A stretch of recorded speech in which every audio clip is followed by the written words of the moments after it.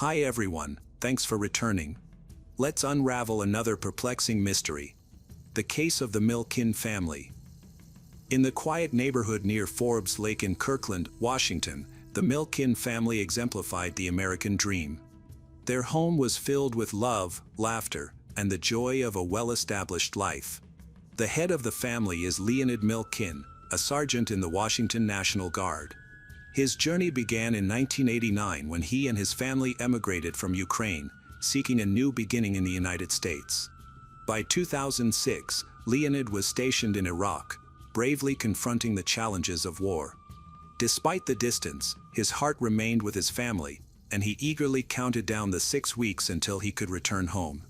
He was deeply supported and cherished by his wife, Olga. Born on July 22, 1977, Olga is a professional dental assistant in Bellevue. She skillfully balanced her career with raising their 2 young sons, was known by neighbors for her friendly and welcoming nature.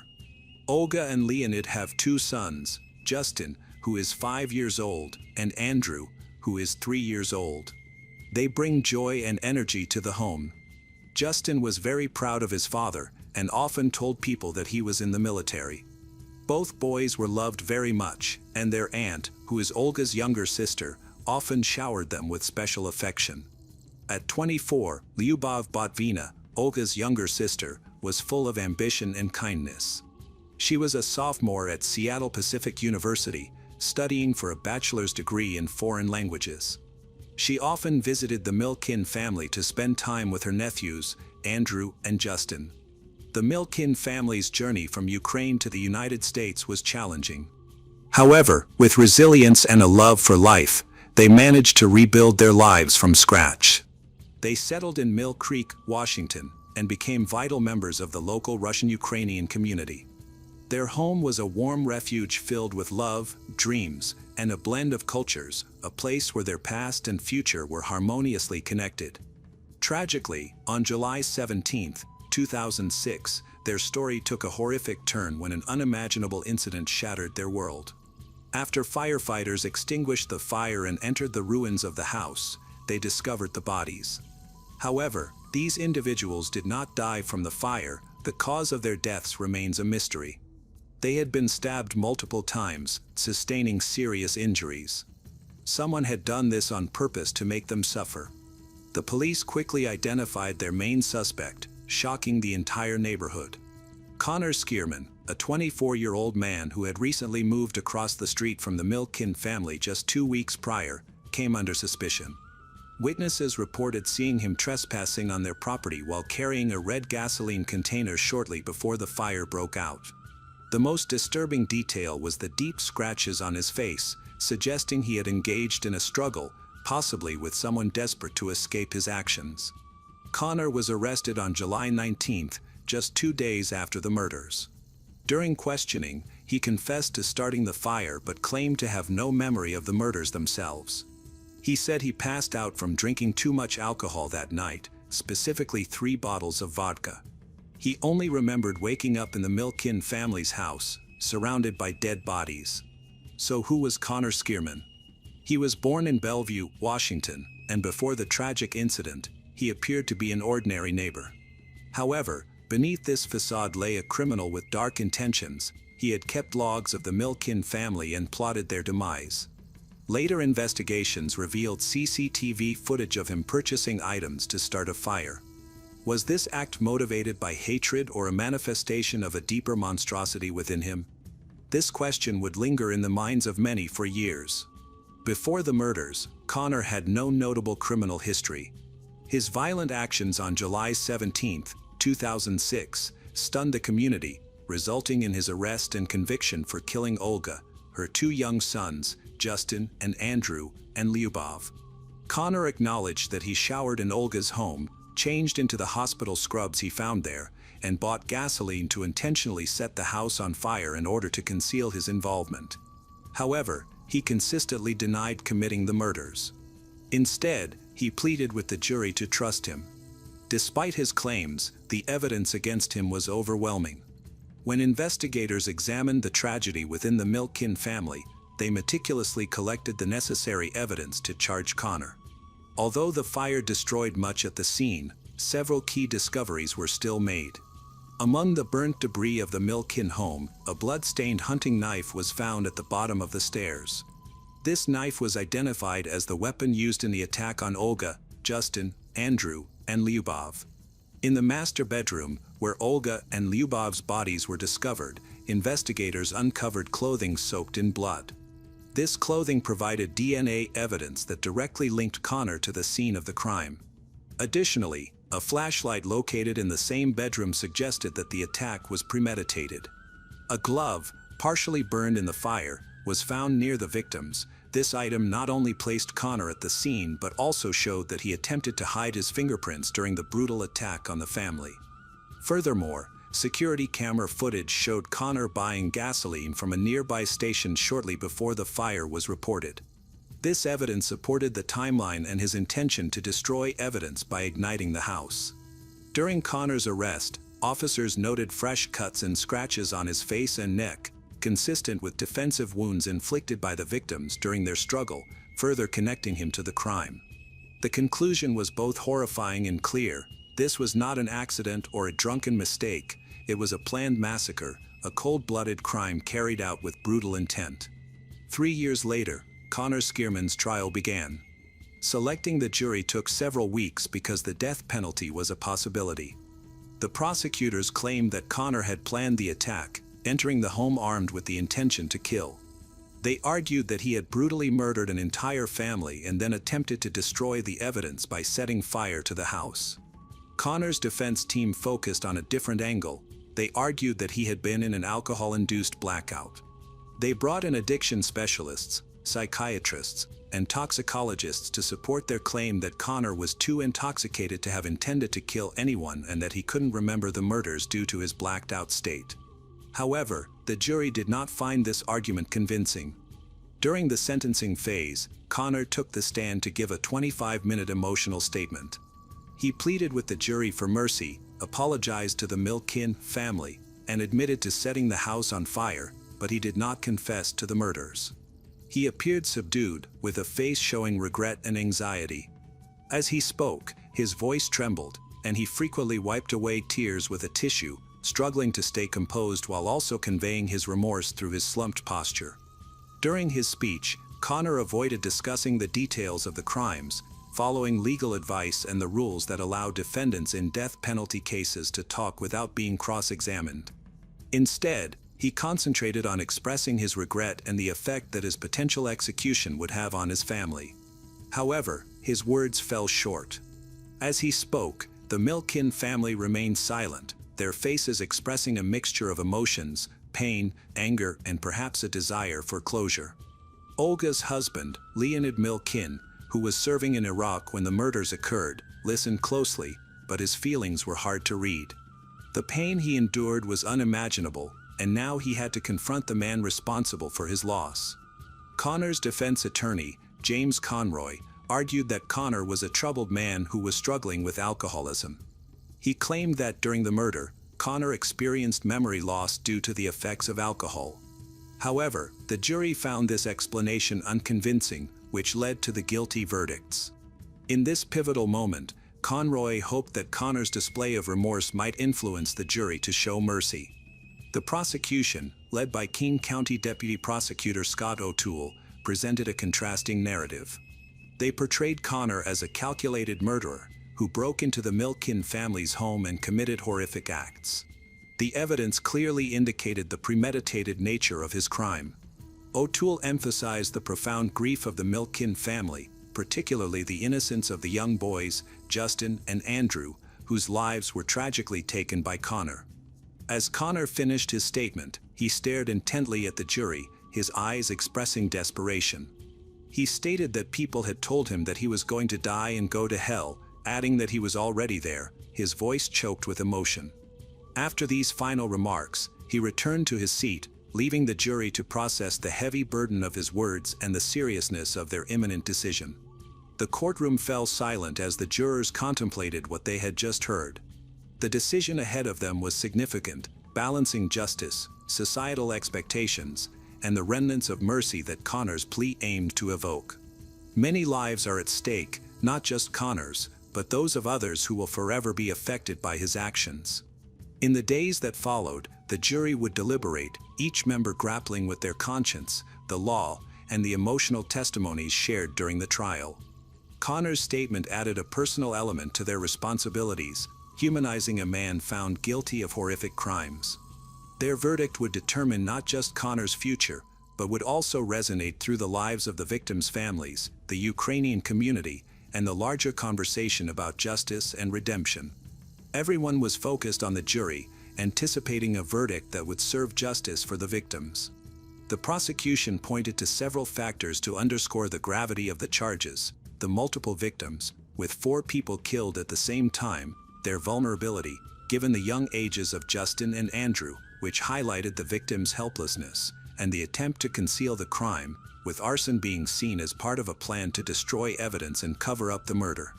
Connor was found guilty of intentionally setting fire to the Milkin residence after the murders, indicating that the murders were premeditated.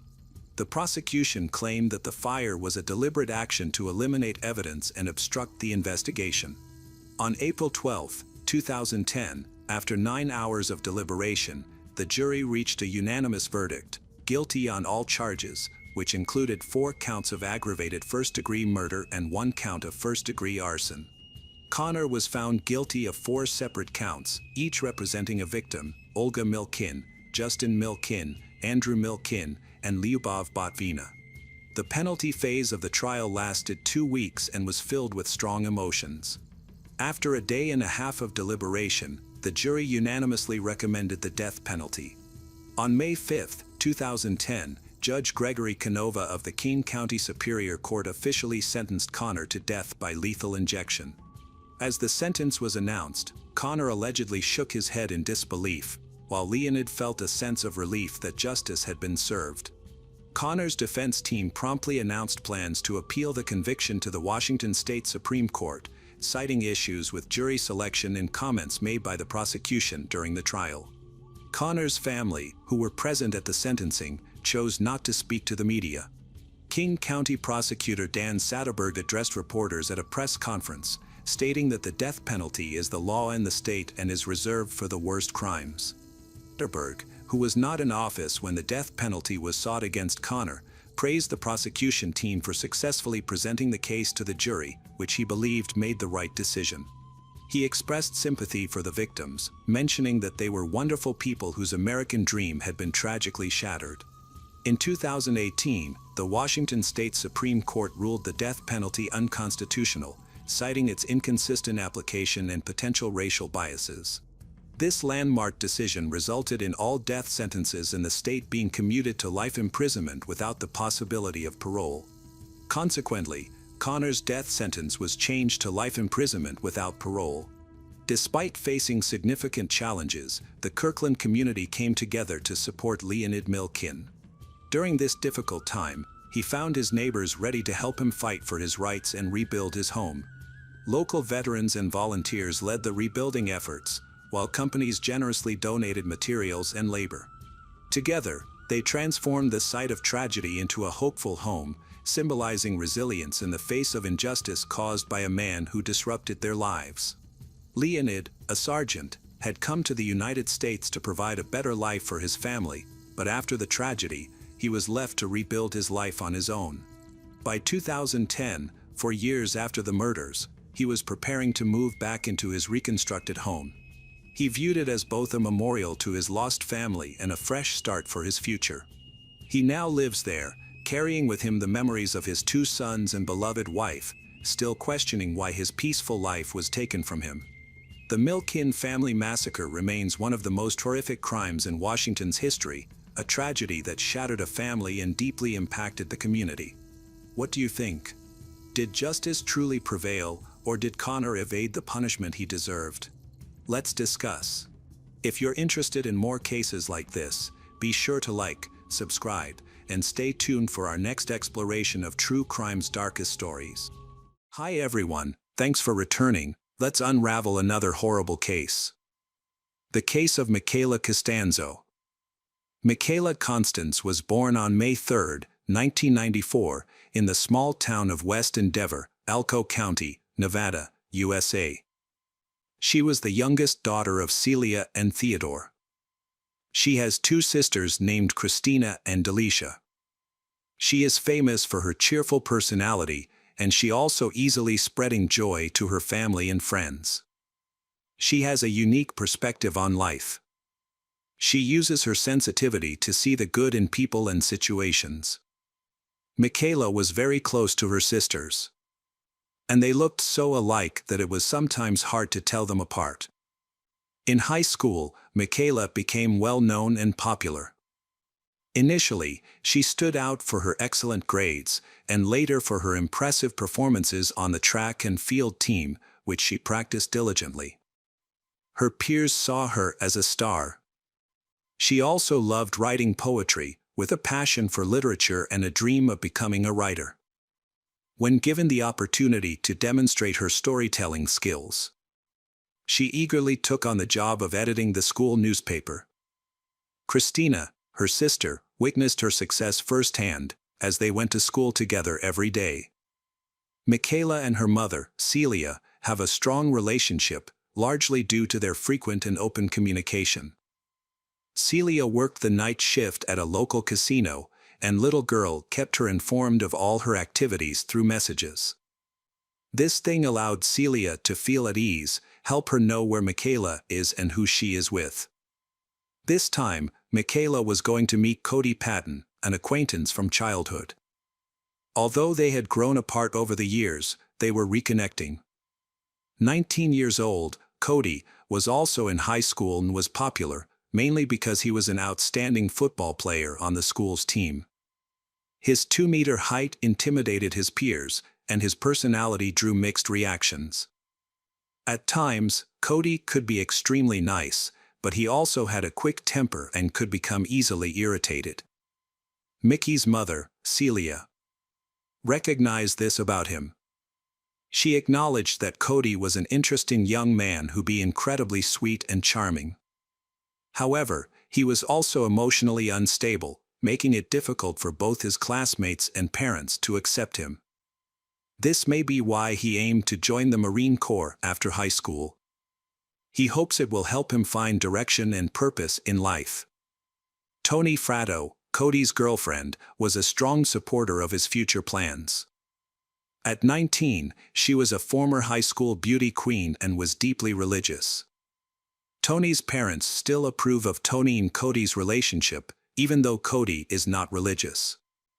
Over time, Cody and Toni grew closer, and she became fully devoted to him. They got engaged and held an official ceremony at church. However, Cody's impulsive and hot-tempered nature remained an issue. After a heated argument with his father, Cody asked Toni if he could stay with her family. Her parents, Casey and Claude, hesitated when Toni suggested this idea, creating family tension.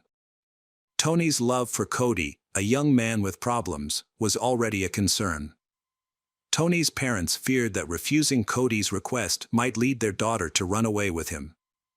So, they agreed to let Cody move in.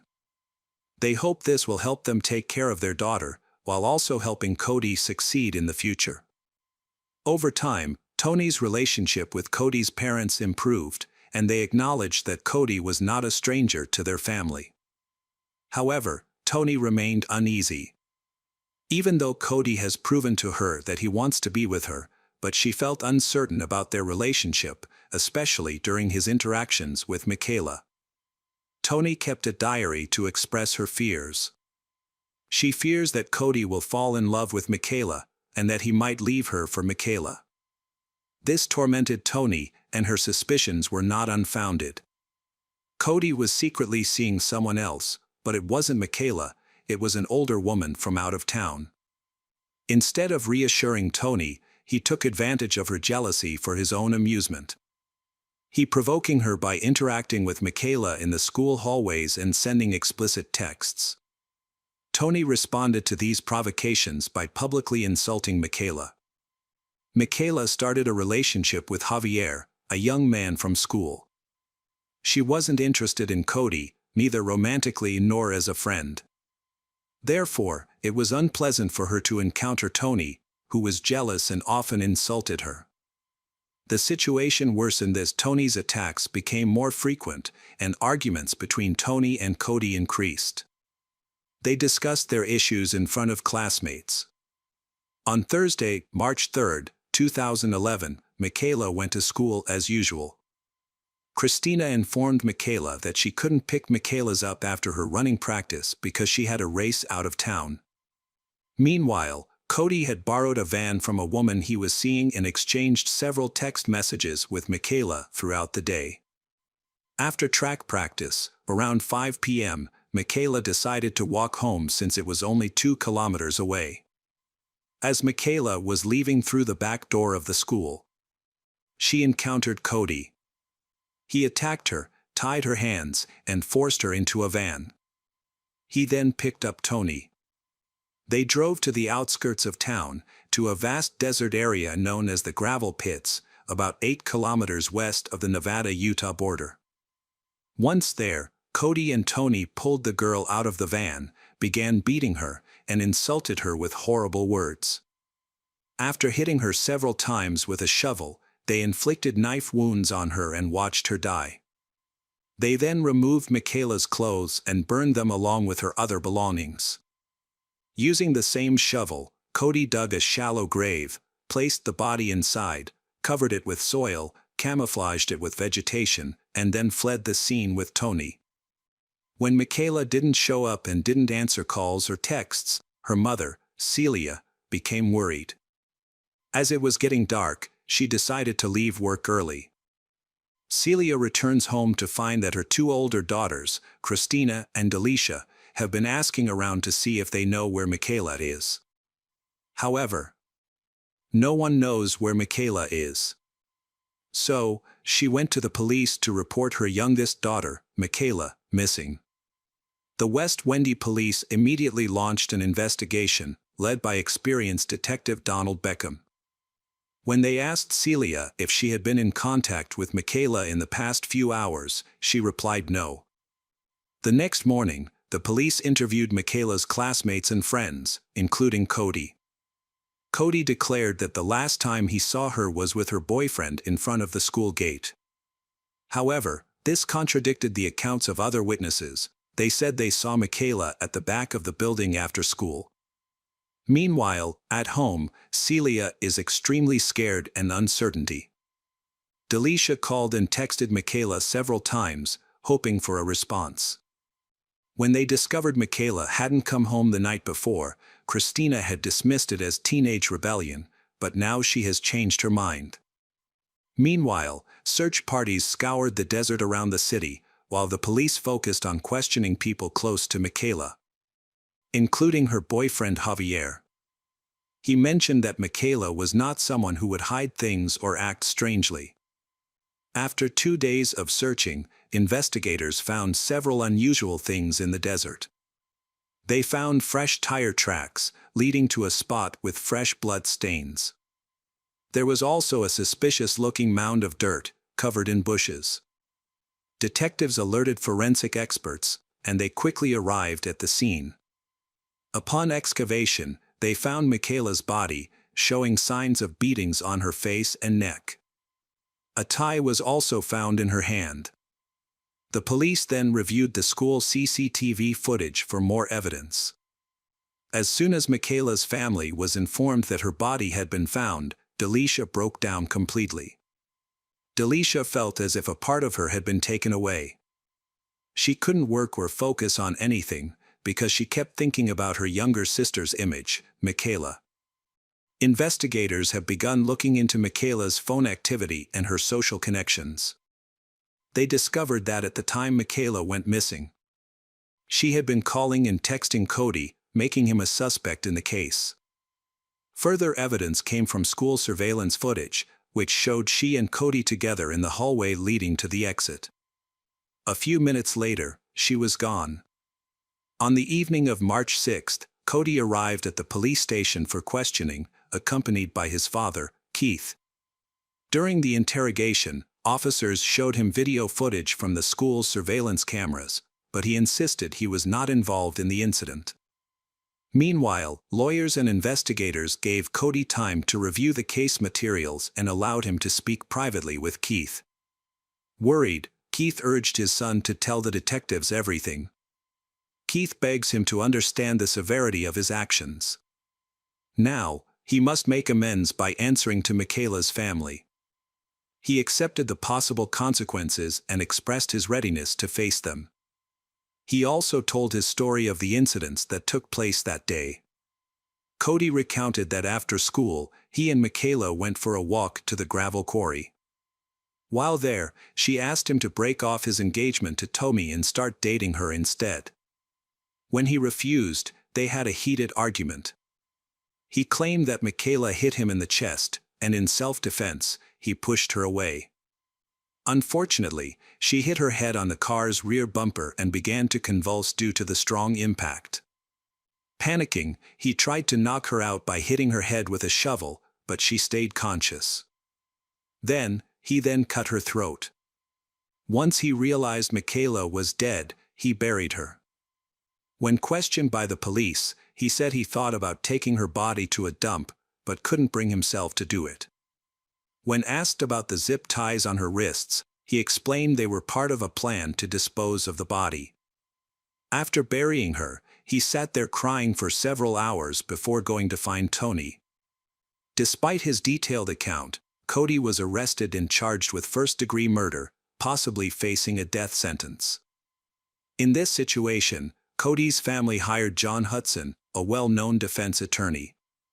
He specializes in helping murderers not receive the death penalty. Michaela's family didn't just feel the pain of losing their daughter, but were also in disbelief that Cody had so brutally killed his childhood friend.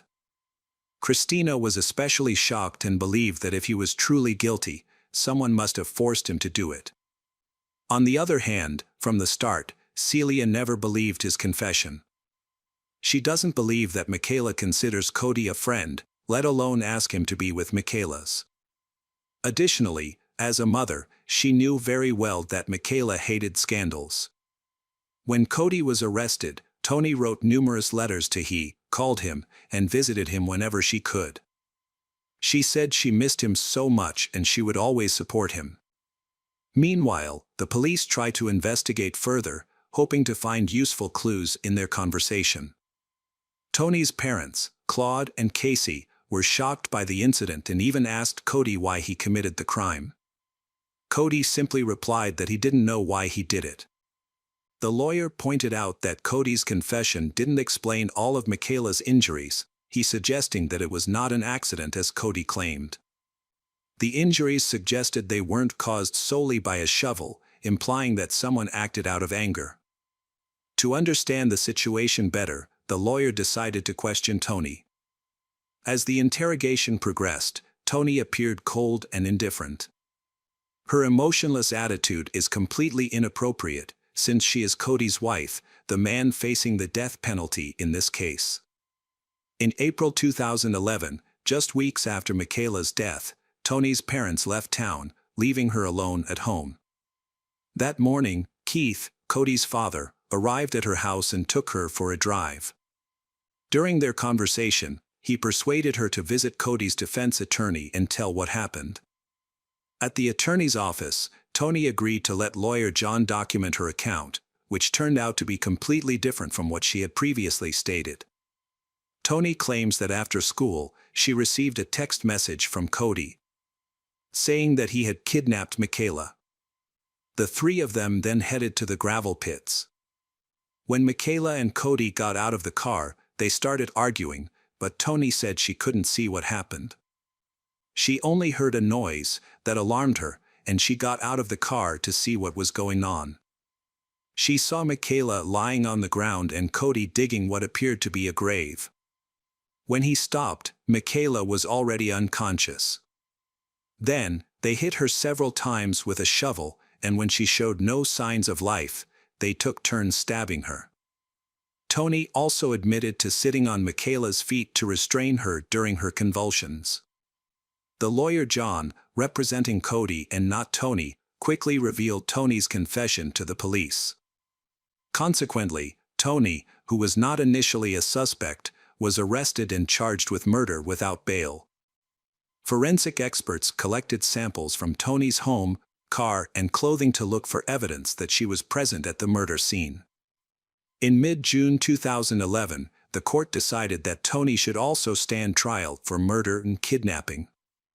The preliminary hearing was set for August 2, but in January 2012, Toni accepted a plea deal to avoid the death penalty. She pleaded guilty to second-degree murder. In his testimony, Toni said that Cody was angry with Michael from the beginning. When she entered the van, she noticed that Michaela was very scared. Michaela sat in the back with her hands raised to her face. As they drove into the desert, Cody asked her to help him kill Michaela.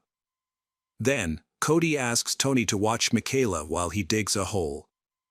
Once he was done, he forced she to hit Michaela. She refused, so Cody began to beat Michaela. The next, he made she strike Michaela with a shovel. The blow hit Michaela in the shoulder. She then sat on the ground, holding Michaela's legs, and he attempted to slit Michaela's throat with a knife. 3 months later, the district judge sentenced Toni Fratto to life imprisonment with the possibility of parole after 18 years.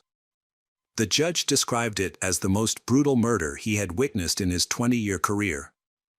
The motive for Michaela's murder remained unclear. On Wednesday, May 9, 2012, Cody appeared in court, pleading guilty to first-degree murder, also to avoid the death penalty. On Friday, August 24, in Elko Court, Cody Patton was sentenced to life imprisonment without the possibility of parole. He was imprisoned in Nevada State Prison. Later, in an interview with a well-known television company, Toni shared a more dramatic version of the tragic story. She revealed that Cody had been abusive and controlling of her throughout their time together. She admitted that because of the abuse, she was unable to fight back against him. Looking back, she believed she could have been his next victim. She also accused he of forcing her to participate in Michaela's murder. She said after witnessing him brutally beating Michaela, she feared for her life, leaving her with no choice but to comply.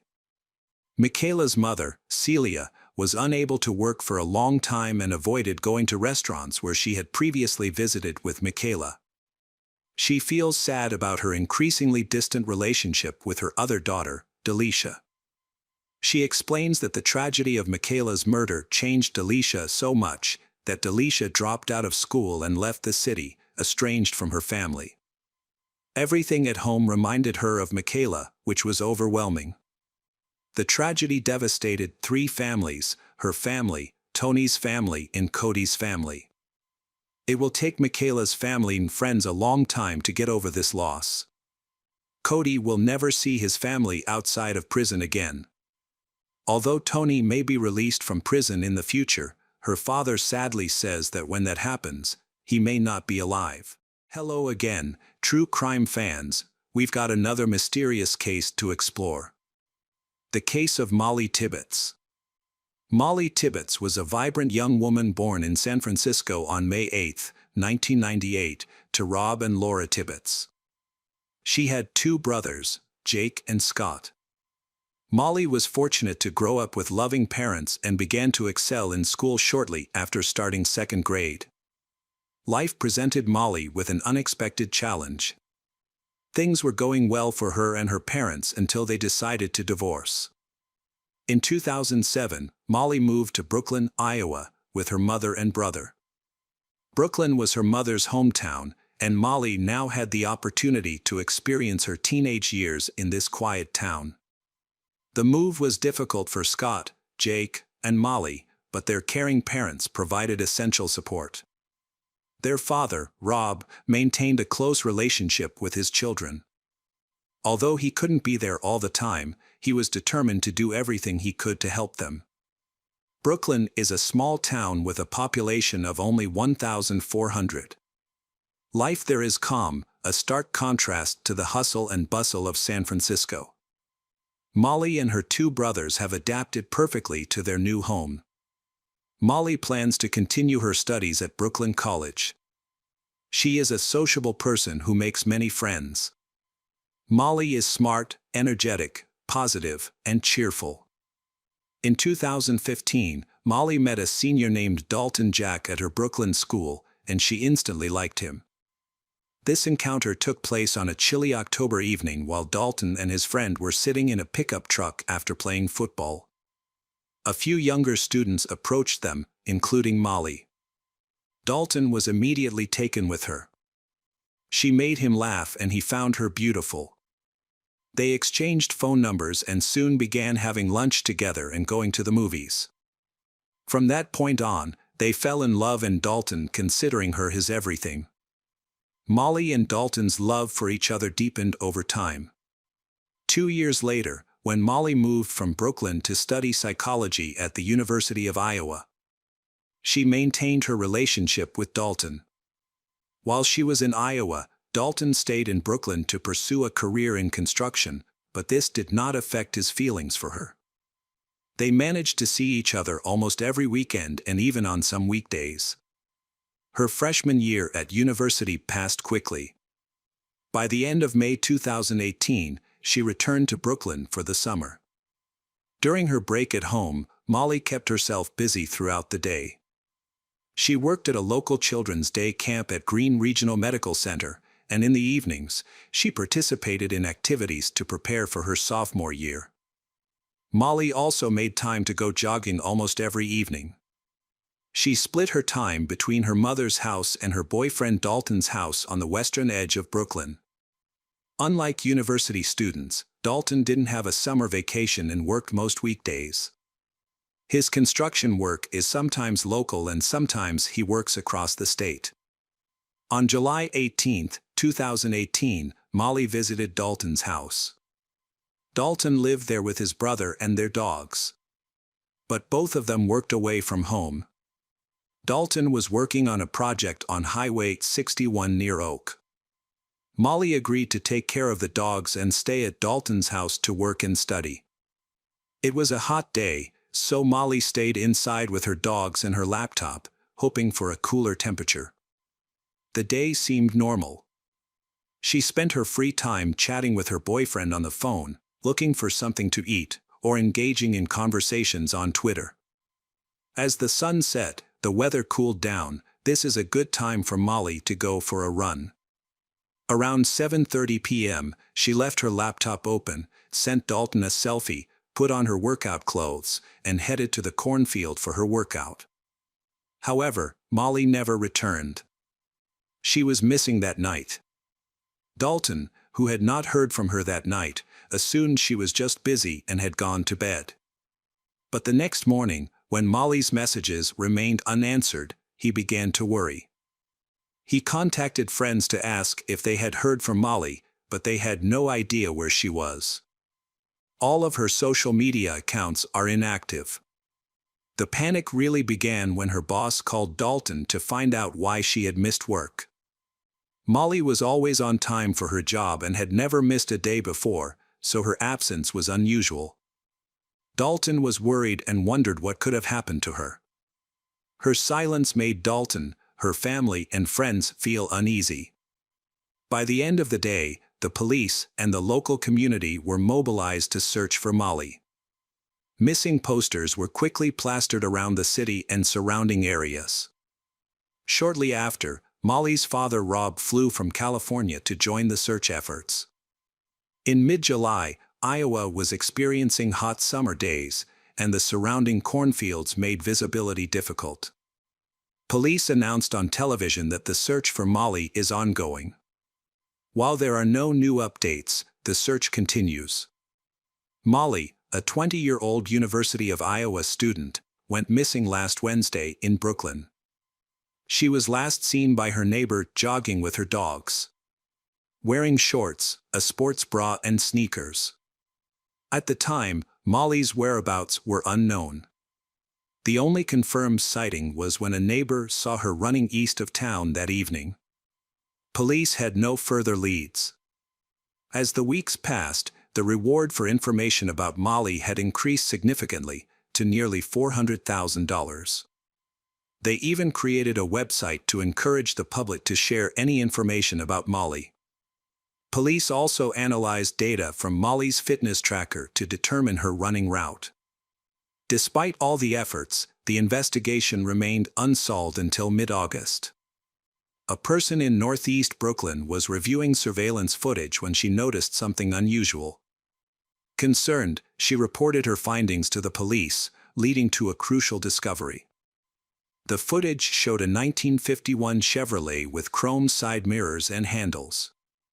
Initially, nothing unusual appeared, but the car returned and appeared on surveillance cameras multiple times.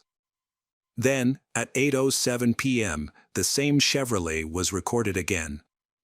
This time speeding away.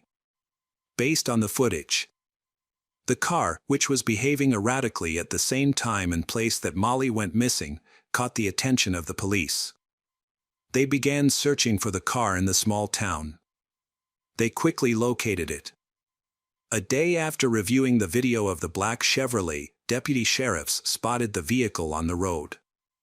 Instead of stopping immediately, he followed the car until the driver stopped.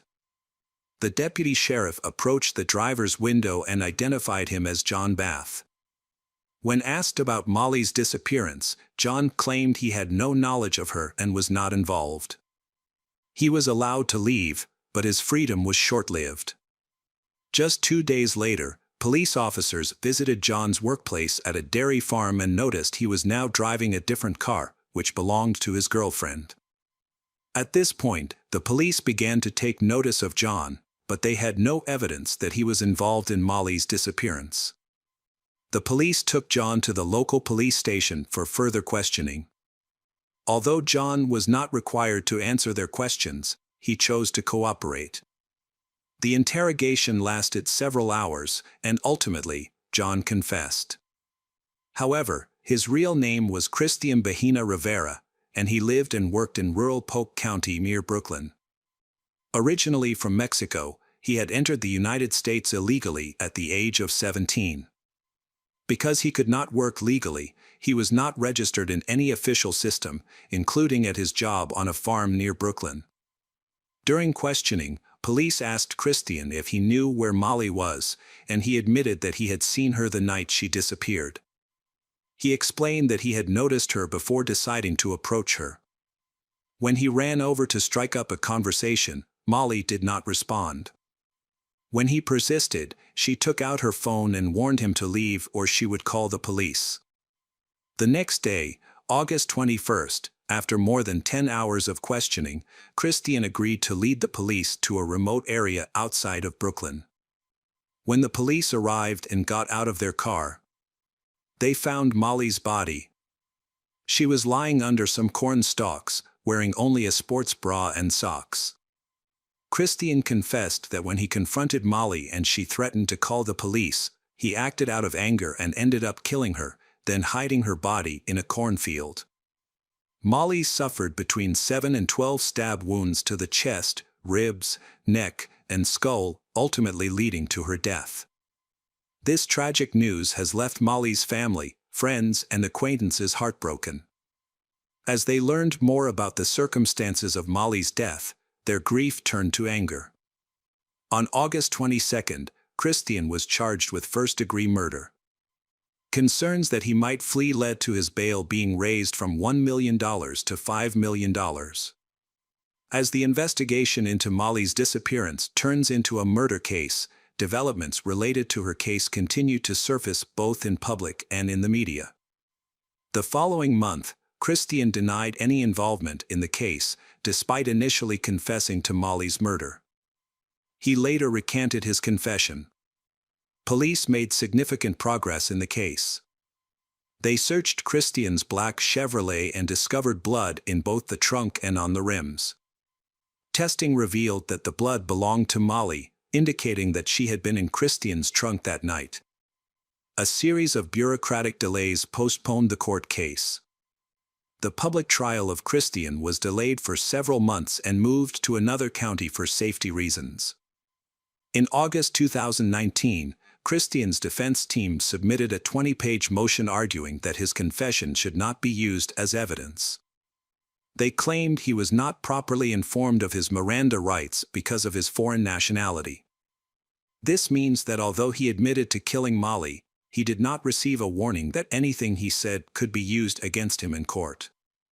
Therefore, his confession could not be used as evidence. In addition, the judge postponed Christian's trial until 2020 to allow more time to review the case. In 2020, the trial was postponed again. On May 17, 2021, Christian Bahena Rivera's trial finally began.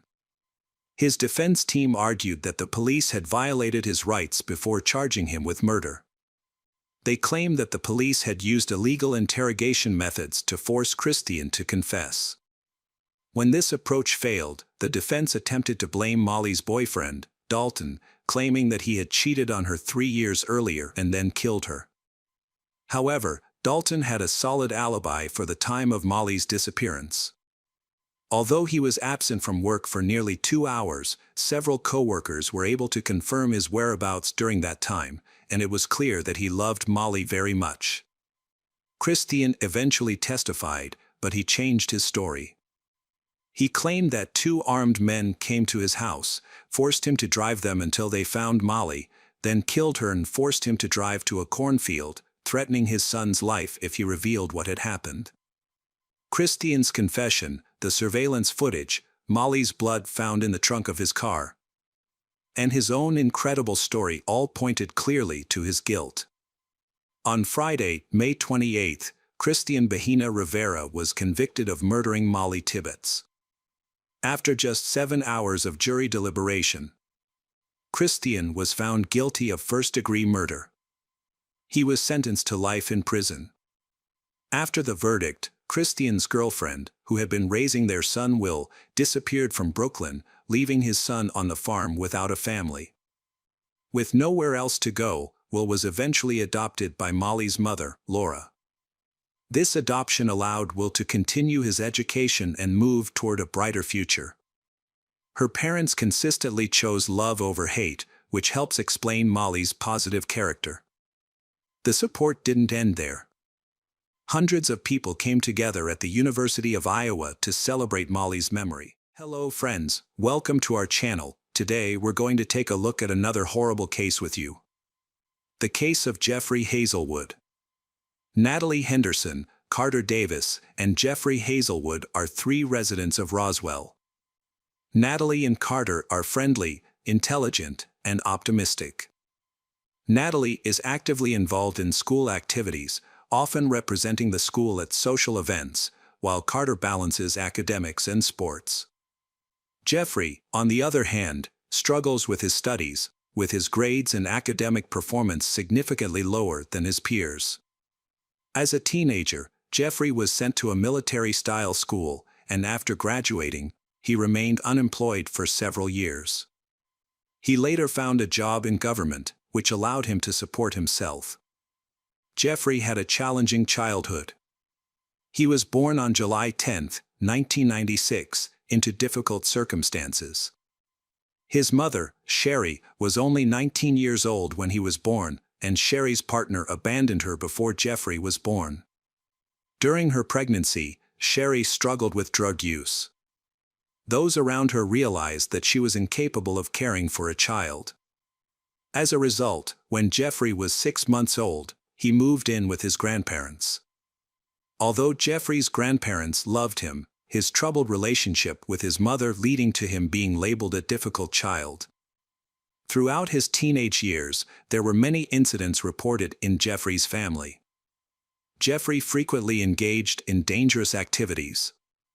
On one occasion, he wrote a note saying he was going to spend a few days in the wilderness testing his survival skills. In another disturbing incident, he took his grandfather's gun, prompting neighbors to call the police. His actions increasingly worried his grandparents, who attempted to hide the weapons. Despite their efforts, Jeffrey, who was smart and determined, successfully broke into a safe and took the knives and swords he loved. By 2013, when Jeffrey turned 16, his grandmother felt the need to report his troubling behavior to the police, likely out of concern for her safety and that of others. Just weeks earlier, he had warned her that his patience would eventually wear thin, and he might hurt someone, although he didn't specify who or when. As a result, Jeffrey was sent to a military school. After returning, he entered a relationship that he cherished deeply. His social media accounts were filled with expressions of love for his girlfriend, mixed with images of wolves, dark quotes, and posts about anger and mortality. No one seemed to notice or help Jeffrey. Eventually, the city of Roswell had a serious problem. On August 1, 2016, a Monday morning, a driver was making a delivery at the local grocery store. At 6 a.m., just as he approached the store, his peaceful morning turned into a nightmare. As he turned the corner toward the delivery area, he was shocked to see two bodies lying side by side in a parking lot, both dead and covered in blood. Panicked, he called the police to report what he had seen. Police quickly arrived at the scene and discovered the bodies of two young people. A man and a woman, both dead. Police spotted two cars parked nearby, and when they ran the license plates, they discovered they belonged to Carter Davis and Natalie Henderson. The young couple came from middle-class families, and neither had a criminal record or any violations. The investigation began with a search of the vehicle and a review of surveillance camera footage from the supermarket. The video showed Carter and Natalie driving through the parking lot at approximately 3 a.m. before disappearing behind the building. Additionally, just minutes before they arrived, a silver Honda had parked in front of the store. After Carter and Natalie passed the Honda, a tall man with long, unkempt hair got out of the Honda and followed them on foot, but then disappeared from view of the surveillance camera. His facial features were unclear, and the video did not capture his license plate number. All police could determine was that the car was silver, a 1990 or 1998 model, and had mismatched wheels. Police contacted the Bureau of Investigation for assistance in finding a suspect. The task was difficult because they needed to compile a list of all Honda owners in the city. After sifting through the data, they narrowed the list down to about 650 vehicles and their owners. This process of elimination was long and difficult, requiring patience and effort on the part of the police. However, their persistence paid off. On August 3, 2016, just 2 days after the discovery of Carter and Natalie's bodies, police located a driver's license that belonged to a Honda owner. This owner, Jeffrey Hazelwood, 20, lived in Roswell and was known to police because of his long black hair. His grandparents were shocked when some police officers knocked on their front door. Their surprise quickly turned to concern when the officers asked about their grandson Jeffrey. They informed the police that they did not know where he was. Jeffrey's grandparents said that they had kicked him out of the house 2 days ago. The police then investigated and found that Jeffrey was staying at his girlfriend's house. They knew the address and set up a perimeter around the house. After finding the boy's car parked in the driveway, the police waited nearby, patiently waiting for Jeffrey to show up. Hours later, Jeffrey finally came out of the house, got into his car and drove away. Undercover police observed Jeffrey as he arrived at a gas station, walked around, and changed his clothes. At that point, officers surrounded him and arrested him on suspicion of the murders of Natalie Henderson and Carter Davis before he could react. Initially, Jeffrey denied killing anyone, but after being held for several days, he was questioned by Officer Jennifer Bennett, who was assigned to Jeffrey's case. During this interrogation, several strange details came to light. When arrested, Jeffrey insisted that he was an innocent bystander and that he had not killed anyone. However, during questioning, he claimed that another man had pressured him into committing the crime. As the interrogation continued, he stopped mentioning his accomplice. Additionally, Jeffrey claimed that a voice in his head had told him to kill Natalie and Carter. Despite Jeffrey's numerous lies and confusing statements, Police Officer Bennett was able to piece together what happened on the night of August 1st. Jeffrey said his troubles began when his grandparents kicked him out of the house. To clear his head, he went to a local Waffle House, but since he had nowhere to stay for the night, he decided to park at the local grocery store. He arrived around 3 a.m. and sat in his car. While he was sitting there, two cars pulled into the parking lot, drove past him, circled the building. Feeling bored and lonely, Jeffrey decided to follow them on foot. After the two cars parked side by side, Carter Davis got out of the car and got into the back seat of Natalie's car. Natalie then joined him in the back seat, saying they wanted some private time together. Unbeknownst to them, Jeffrey was hiding behind the nearby electrical panel, observing their interaction. However, Jeffrey climbed up a nearby service ladder to get a better view from the roof of the car. Jeffrey later claimed that he did not watch for long.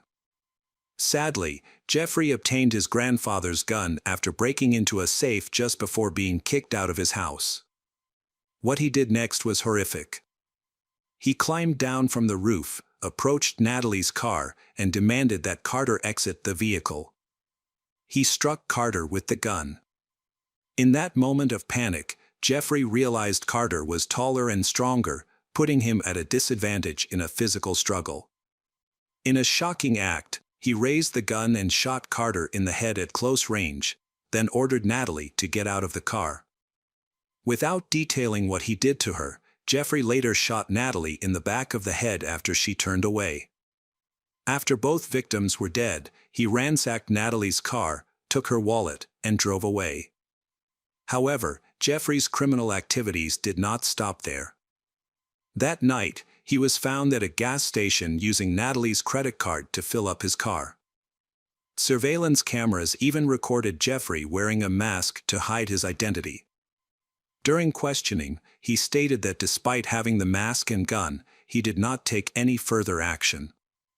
Jeffrey stated that he needed the mask to hide his identity from the person who ordered him to kill Natalie and Carter.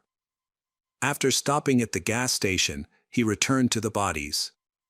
He placed the bodies on the asphalt as they had been found that morning. He then called his girlfriend and asked if he could stay with her until he could sort out his family issues. She had no idea that he had just killed someone, and she welcomed him into her home. Eventually, the police tracked him down and arrested him. During the trial, his behavior was highly erratic. He talked to himself, claimed to hear voices, and even spoke with a British accent, at one point sat shaking, made erratic head movements, and talked to himself. He was also observed conversing with an imaginary dog and pretending to hit it on the head.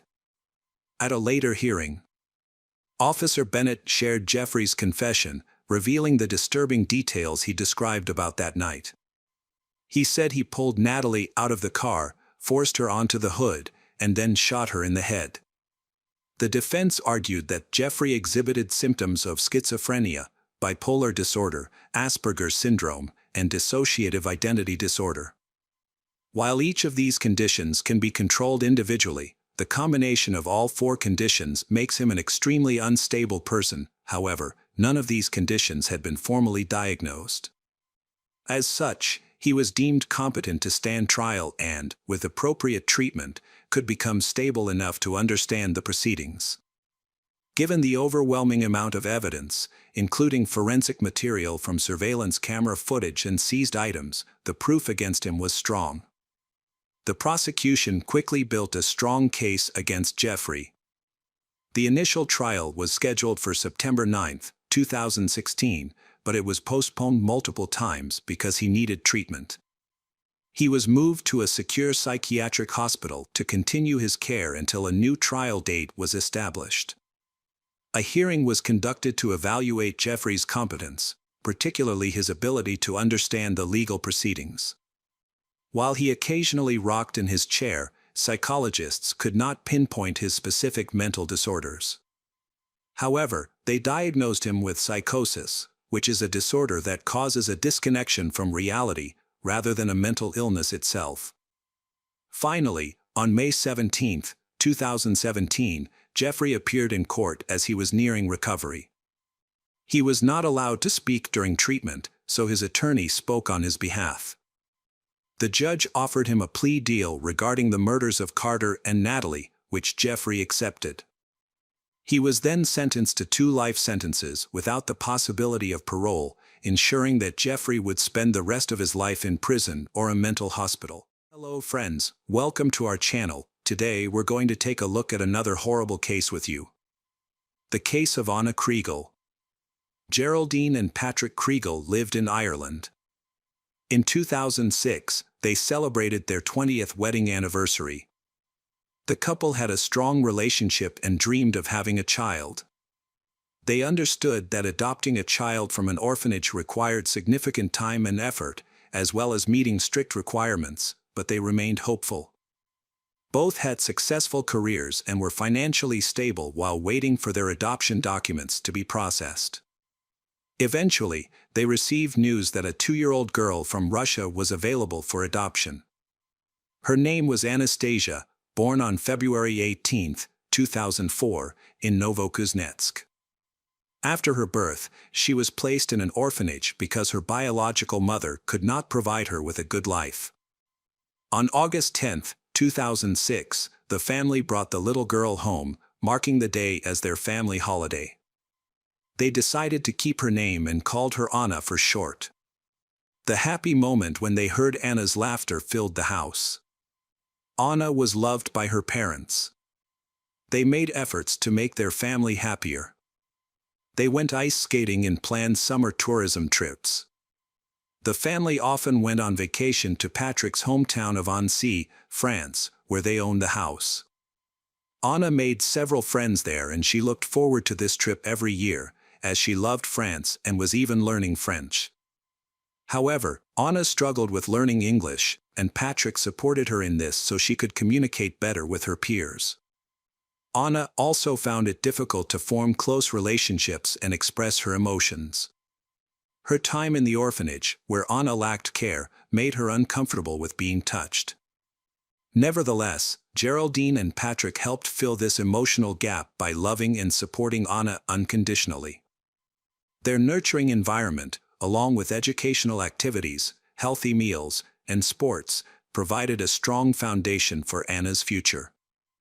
During a routine checkup, doctors discovered a tumor in Anna's right ear, which resulted in significant hearing loss in her right ear and partial blindness in her right eye. Despite these challenges, Anna remained an active and cheerful girl. However, her hearing and vision problems affected her ability to learn, causing her to struggle to retain information and resulting in poor grades in elementary school. To keep up with her classmates, Anna sought professional help until the end of 3rd grade. One day, while walking home and enjoying her favorite music through her headphones, Anna suddenly encountered 4 boys blocking her way.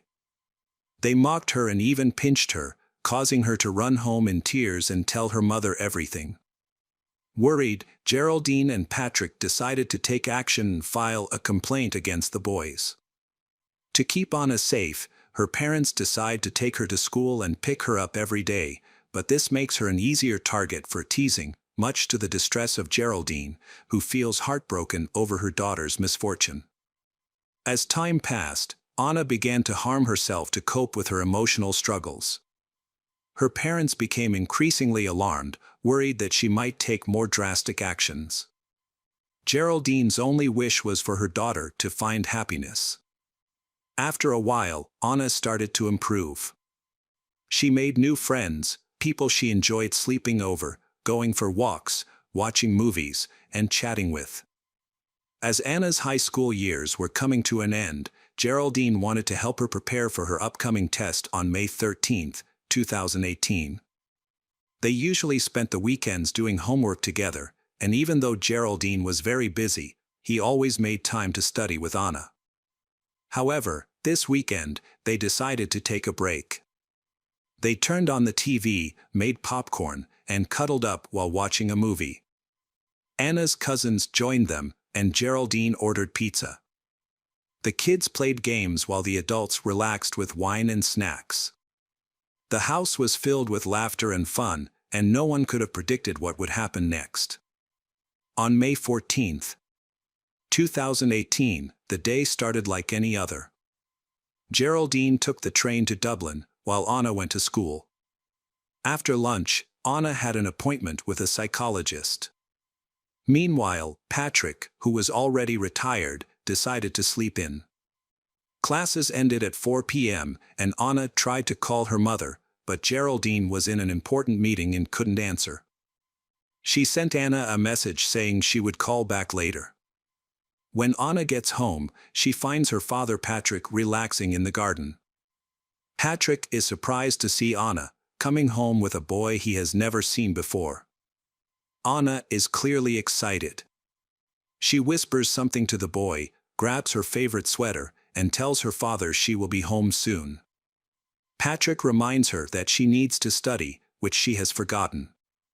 Patrick watches as they leave for the park, and that is the last time he sees his daughter. At first, her father wasn't concerned because the park was only a 20-minute walk away. At 5:10 p.m., Geraldine returned home and attempted to call Anna, but she didn't pick up. After some time, she gave up on calling, assuming Anna would return soon. When Anna still hadn't come home, Patrick told his wife that Anna had gone to the park with a guy. This was unusual. Geraldine quickly sent Anna a text asking her to come home but got no reply. This silence worried her parents. Geraldine felt anxious due to past experiences where her daughter faced ridicule for her illnesses. Worried, Geraldine went to the park but couldn't find Anna. The parents began driving around the neighborhood searching for her. Their anxiety grew when they realized they knew nothing about the guy Anna had been with. By 9 p.m., they reported Anna missing to the police, stressing that she hadn't answered any calls or messages, which was very unlike her. They also informed the police about the unknown guy. The police quickly located a young man named Boy B, who appeared surprised by their inquiry. When they asked him where Anna was, he explained that they had walked together until 5:40 p.m. and then parted ways. Following this, the police initiated a search for Anna, scouring the area and examining surveillance footage. Patrick and Geraldine, Anna's parents, provided photos, including one of her wearing the black sweatshirt she had on when she left that evening. While the police analyzed video footage that showed Boy B and Anna in the park around 5 p.m., they noticed that at 5:14 p.m., the two left the park through a different exit, and after that, Anna seemed to have disappeared without a trace. The investigation was accelerated when a witness reported seeing the couple in the park. The video showed Boy B walking alone in the park at 5:49 p.m. When pressed by police, Boy B revealed that he had been with a friend named Boy A, who had feelings for Anna, and that he had facilitated their meeting. With this new lead, police stepped up their search efforts, sharing information about Anna's disappearance on social media and in local newspapers. At the same time, the search for Boy A started. His backpack was discovered, and security cameras captured him going in and out of the park, but there was a long period where he wasn't seen. Some people thought Anna might have run away, but that idea was quickly rejected. To solve the mystery of her disappearance, police carefully examined what happened in the park that day, looking closely at the actions of Boy B and Boy A with their parents present. The boys' interactions raised suspicions among the police, resulting in them being questioned separately. Boy B's testimony remained consistent, but Boy A's story differed. He was surprised when Boy B asked him to go with him, knowing that Anna had feelings for him. During their conversation, Boy A described a frightening incident in which two unknown men attacked them, leading to a struggle in which he injured one of the attackers. He showed police his injuries, including scratches and cuts to his face, suggesting that the unknown men might be involved in Anna's disappearance. As a result, the police asked for descriptions of the attackers and collected the boys' belongings for DNA testing. As the investigation continued, specialized search teams, including divers and rescue teams, were sent to examine local waters. A total of 60 people, including volunteers and Anna's family, assisted in the search for her. Her disappearance attracted significant media attention. Near the park, there was an old, abandoned farmhouse called Glenwood. An eyewitness saw some young people going inside, which led the police to investigate. The farmhouse was 2 stories high and covered 42 hectares of land, but it was in a state of disrepair, with many collapsed roofs and walls. It was puzzling why the police hadn't examined the place sooner. They began their search in the park and then moved towards the farmhouse, thoroughly checking both the house and the surrounding fields. Inside, the house was dark and empty. One of the officers was struck by a strong, foul odor that filled the room. The officers then discovered the body of a woman, surrounded by clothes and a broken phone. There were also traces of blood nearby, along with a brick and a large tree branch. Based on the clothing, it was determined that it was Anna's body. She had multiple wounds, and her neck was wrapped in duct tape. Her body lay among broken bottles and debris. The incident profoundly affected Geraldine and Patrick, as the loss of their beloved daughter was an unimaginable sorrow. The whole city was informed of the events, leaving many residents in shock. The farmhouse, which was once a safe place for children to play, had turned into the site of a terrible crime. On May 18, 2018, hundreds attended Anna Kriegel's funeral, wearing red and white armbands in her memory. The Eiffel Tower represented her love for her hometown, while her father honored her birthplace by wearing the Russian flag and carrying a doll. An autopsy revealed that Anna had suffered about a dozen injuries to her body, with numerous bruises and cuts concentrated on her head, face, and neck. The cause of death was determined to be blunt force trauma to the head. An asphyxiation suggested she had been raped. Evidence of semen was found at the scene. Her death occurred between 5:25 and 5:54 p.m., shortly after she left the park. At the entrance to the building, she was beaten with a heavy stick and then hit with a brick, leaving blood splattered on the wall.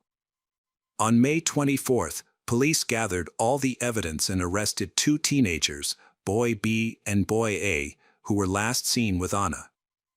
The townspeople were shocked, as both were suspected of killing her. In Boy A's backpack, they found a zombie mask with traces of Anna's blood, along with gloves and knee pads. Semen found at the crime scene matched Boy A's DNA, and Anna's blood was also found on his shoes and clothes. Despite the evidence against Boy A, no DNA was linked to Boy B. During questioning, Boy B admitted that he saw Anna enter an abandoned house with Boy A but claimed that he did not know what Boy A was up to. Boy B wanted to enter the house but was frightened when he heard screaming coming from the entrance. He then sees Boy A tearing Anna's clothes, realizing the danger, but Boy B does not speak up, even though Anna's fate depends on his actions. Both boys were released on bail while awaiting their trial, which caused frustration among local residents. People became increasingly concerned for their safety, especially since the identities of the boys had not been made public. Both boys came from well-respected and successful families, and they had no previous criminal records or mental health issues, which surprised the community. Their case hearing took place on April 30, 2019. It was a closed hearing, with only the parents of the 2 teenagers in attendance. The prosecutor explained that Boy B deceived Anna into leaving her home by claiming she would meet Boy A, someone she was interested in. Instead, Boy B took her to an abandoned house where she was raped. The jury trial took place on June 12, 2019, and 5 days later, Boy A received a life sentence, with the option for a review after 12 years. Boy B was also convicted for Anna's death, despite insufficient physical evidence, and was sentenced to 15 years, eligible for review after 8 years. By law, their identities must remain confidential, and if released, they will be provided with new identities. However, Anna's parents endured the heaviest loss. Geraldine expressed that life without Anna lost its meaning. Patrick passed away on June 19, 2022, burdened with the guilt of allowing his daughter to go off with a stranger that day. Hello, crime enthusiasts, are you ready for another chilling investigation? The case of Marbella Valdez. Juan was born in Tijuana, Mexico's second-largest city, located in the state of Baja California. In 2020, when this case was being developed, Juan was 40 years old and owned a cleaning company. Although this was his main job, he seemed to have a true passion for the security sector. On one occasion, he interned at the forensic office of the state prosecutor's office. He is still passionate about being a law enforcement officer. Occasionally, he would even go out on the streets dressed in a police uniform. In August 2019, Juan met a 20-year-old girl named Marbella Valdez. She has a sweet and cheerful personality. She is often called Bella by her family and friends. As a child, she experienced many hardships. At the age of 5, she was sent to an orphanage. She continued to spend the following years in such facilities. According to local pastor David Lopez, who was present when the girl was admitted to the orphanage, she quickly demonstrated her kind nature and goodwill. This helped her win love and respect from the other children, as well as from the staff there. Although facing many difficulties, Marbella still feels optimistic and loves life. At the orphanage, she made friends like Brenda Valdez and Jairo Solana. Brenda became very close to her. Pastor David observed that they were often playing together and always by each other's side during various activities. They always love, help, and protect each other. Brenda took on the role of an older sister who was always there for her. Over time, Marbella started dreaming of a better future and successfully completed both primary and secondary school. She was considered a good student and actively participated in youth religious groups. She realized that progress comes from studying and working hard, so she started selling sweets to her schoolmates at the age of 16 and did extra work as a house cleaner. Fortunately, on her journey to success, Marbella had support. William Messick, an American IT executive, had been helping her and Brenda for some time. In 2014, he started a program to aid orphans from Tijuana, Mexico. His idea is to help children during the most difficult and vulnerable stages of their lives, until they are mature enough to face life on their own. Having been an orphan himself, William understood their struggles. His project included a scholarship program. After meeting Brenda, they formed a close bond, like father and daughter. Brenda told him about her friend, Marbella, from the orphanage, and soon he included Marbella in his program. In 2018, Marbella graduated from high school. She then enrolled at the Autonomous University of Baja California to pursue her dream of becoming a lawyer, with a focus on protecting children's rights. As she entered adulthood, William helped both Marbella and Brenda rent an apartment. Later, when she expressed her desire to live independently, and William once again supported her, acknowledging her maturity and sense of responsibility. During this time, she started university and also looked for a job to support herself. With William's help, she even purchased a car to commute easily between work, university, and home. Marbella started working at a gas station owned by Randy Chicas, a Mexican company that supports women. Her shift began at 5:30 a.m. and ended at noon. After lunch, she would head to the university to study law. Despite her packed schedule, but she made time for church services. It was at the gas station that she met Juan, who owned a cleaning company. One day, he stopped by to fill up the company car. He was immediately attracted by the friendliness and charm of Marbella. From then on, he made it a point to visit the station almost daily, filling up his cars and trying to strike up a conversation with Marbella. She treated him with the same courtesy and smile she gave to all her other customers. Soon, Juan started giving Marbella gifts, such as sweets, toys, and chocolate. He even brought breakfast for her and other female employees. She told William, who she thought of as her father, about Juan's actions. William warned Marbella to be careful since Juan was much older. However, she said she wasn't interested in Juan. For she, a 20-year-old girl, the attention of an older person like Juan seemed funny and even ridiculous. Her colleagues also found the situation funny. Everyone considered Juan to be a friendly and respectable person, not a threat to young girls. Marbella made it clear she wasn't interested in Juan and often turned down his invitations to meet.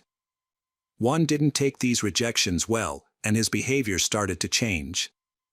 Marbella noticed that Juan would often follow her after her shift at the gas station.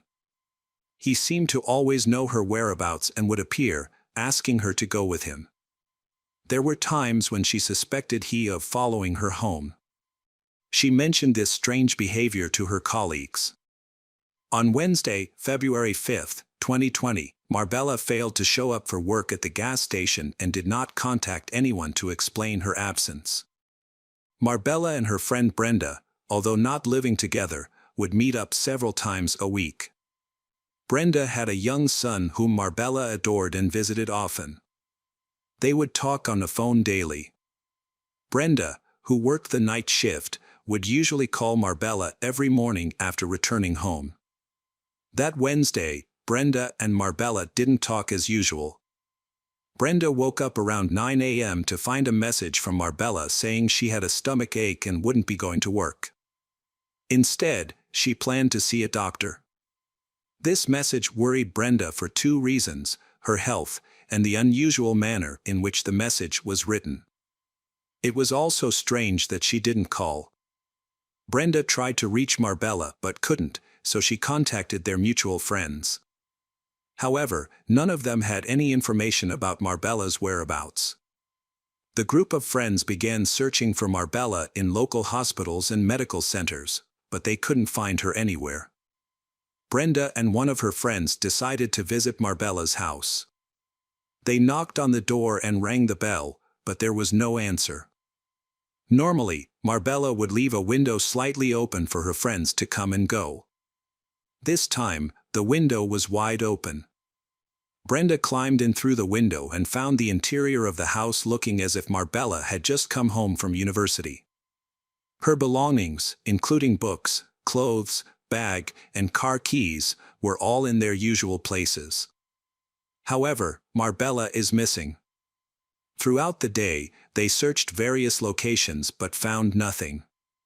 According to Brenda, they went to the police to report Marbella missing. However, because Marbella was an adult, police regulations required waiting 3 days before launching an official search. Despite this, an investigation began right away. Brenda and her friends started making flyers with Marbella's photo. Marbella was described as a young girl with brown eyes, long straight chestnut red hair, dark skin, a slim build, a height of 1.50 meters, and a weight of 45 kilograms. They posted and distributed these flyers throughout the city. At the same time, William used his network of contacts to launch a search campaign for Marbella. Along with Brenda, they even attempted to hack into Marbella's phone to determine her location, but this was unsuccessful. In a later interview, Brenda mentioned that even Juan's behavior became more suspicious. 3 days after Marbella's disappearance, on February 8, the police received a call from a man who reported finding a woman's body in a dump in the Colonia Te Collet area. This location was over 26 miles from Marbella's house in southern Tijuana and was so remote. It took the police a long time to locate this site, but they eventually arrived.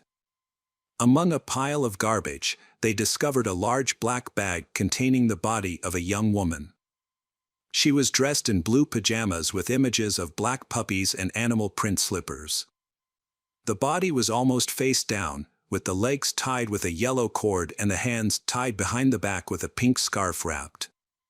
The body was taken to the morgue for examination, while investigators collected evidence at the scene. After finding the body, police informed Brenda that the body's characteristics matched the description of Marbella. Brenda and William immediately went to the morgue, but were told they had to wait until the next day to examine the body. Juan unexpectedly appeared and helped them gain access to the morgue. Unfortunately, they determined that the body was that of Marbella. At that time, Juan did not know that Brenda and Marbella's friends had reported him to the police, as they suspected him of stalking Marbella. The police requested permission from Marbella's family to carry out a forensic examination and conduct other investigations to collect evidence. The examination of Marbella's remains took about 5 days. Mourning began on February 13, 2020, and continued until February 14. Juan attended the wake and funeral, he wearing a T-shirt with her image. This made her friends extremely angry.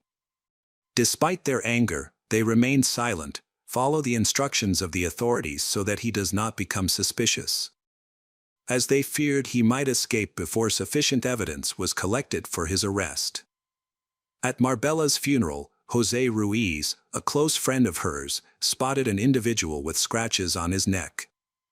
This man behaved strangely, repeatedly approaching the coffin, threatening people with a knife, and offered to carry flowers to the cemetery in his car. Meanwhile, police are still trying their best to investigate Marbella's death. Forensic results revealed that she died from asphyxia due to severe compression of her neck, which blocked her air supply. She also suffered serious blows to the abdomen, causing damage to her internal organs. In front of the University of Baja California, Marbella's classmates held a memorial in her memory. They emphasized that she was a victim of violence by men, a serious problem taking place across Mexico. The investigation into Marbella's killing included interviews with people who knew her. Through the interviews, it was learned that a few days before she was killed, she had spoken to Juan. He said that he was a federal police officer in Baja California and worked as a specialist at the Attorney General's office. However, it was discovered that he had only interned at the Attorney General's office. Additionally, some media outlets reported that he had a criminal record and was imprisoned for offenses related to illegal substances in the state of Sonora. The results of a search of Marbella's car were even more troubling, as experts found a hidden geolocation device. Later, a search of Juan's house uncovered several similar devices and satellite detection receivers. This explains why he always knows where she is. However, the most compelling evidence came from a forensic examination of the body, which revealed fingerprints and semen. DNA analysis confirmed that these matched the genetic sample taken from Juan when he was brought in for questioning. An analysis of Marbella's mobile phone showed that her phone and Juan's were always in the same locations during her disappearance. This shows that he used her phone to send messages to her friends. A few days after the funeral, Juan was charged with the murder of Marbella, and on February 22, 2020, he appeared in court for the first time. During this hearing, it was revealed that after her disappearance, he contacted the state attorney general's office several times to ask about the investigation's progress. He also expressed his wish that the person responsible for Marbella's death would not be punished. The authorities stated that Juan had always been the main suspect in the case, due to previous reported incidents of harassment. It was said that he was obsessed with Marbella, even though he had known her for only 5 months. Since then, he had been under police surveillance. According to the investigation, he allegedly entered her house and kidnapped her. The incident occurred between February 5 and 8 in the Site Kotlef Aliman neighborhood, where Juan lived. There he kept she, exerting physical and sexual violence, which caused injuries to her face, stomach, and genitals, ultimately leading to her death. The conclusion in the case was that Marbella died of lack of oxygen, caused by compression of the neck, which blocked the airway and blood vessels. She also sustained severe bruising to her abdomen, causing damage to internal organs. Juan's DNA matched semen found in Marbella's body, and a considerable amount of tissue was found under her fingernails, indicating a struggle. During the hearing, mobile phone tracking data revealed that Juan and Marbella's phones were together starting from the morning of February 5. The body was discovered at Marbella's home. Another important clue is that their phones were also together on February 2nd. This was also the day Marbella reported her house and car keys missing. On February 27th, at a hearing in the Superior Court of Tijuana, Judge Daniel Aguilar Patina concluded there is enough evidence to accuse Juan of killing Marbella. The judge highlighted that Juan deliberately misled everyone about Marbella's whereabouts, pretending to be worried in front of her family and at the gas station, while he actually knew what was going on. He was temporarily detained in MIAs, but maintained his innocence regarding. His trial occurred from September 14 to 29, 2022. Over 2 years after the incident, forensic evidence and testimony from people close to Marbella were presented. It was discovered that on the morning Marbella went missing, a colleague had called her, noting that she had not been to the gas station. She only managed to say she was unwell before the connection was broken. Her friends described her as a wonderful person and identified Juan as a harasser. She never believed she was in danger, so she didn't file an official complaint against Juan, she thinking he would lose interest after her repeated rejections. Other witnesses mentioned that he often pretended to be a law enforcement officer, but he was just an intern at the University of Justice.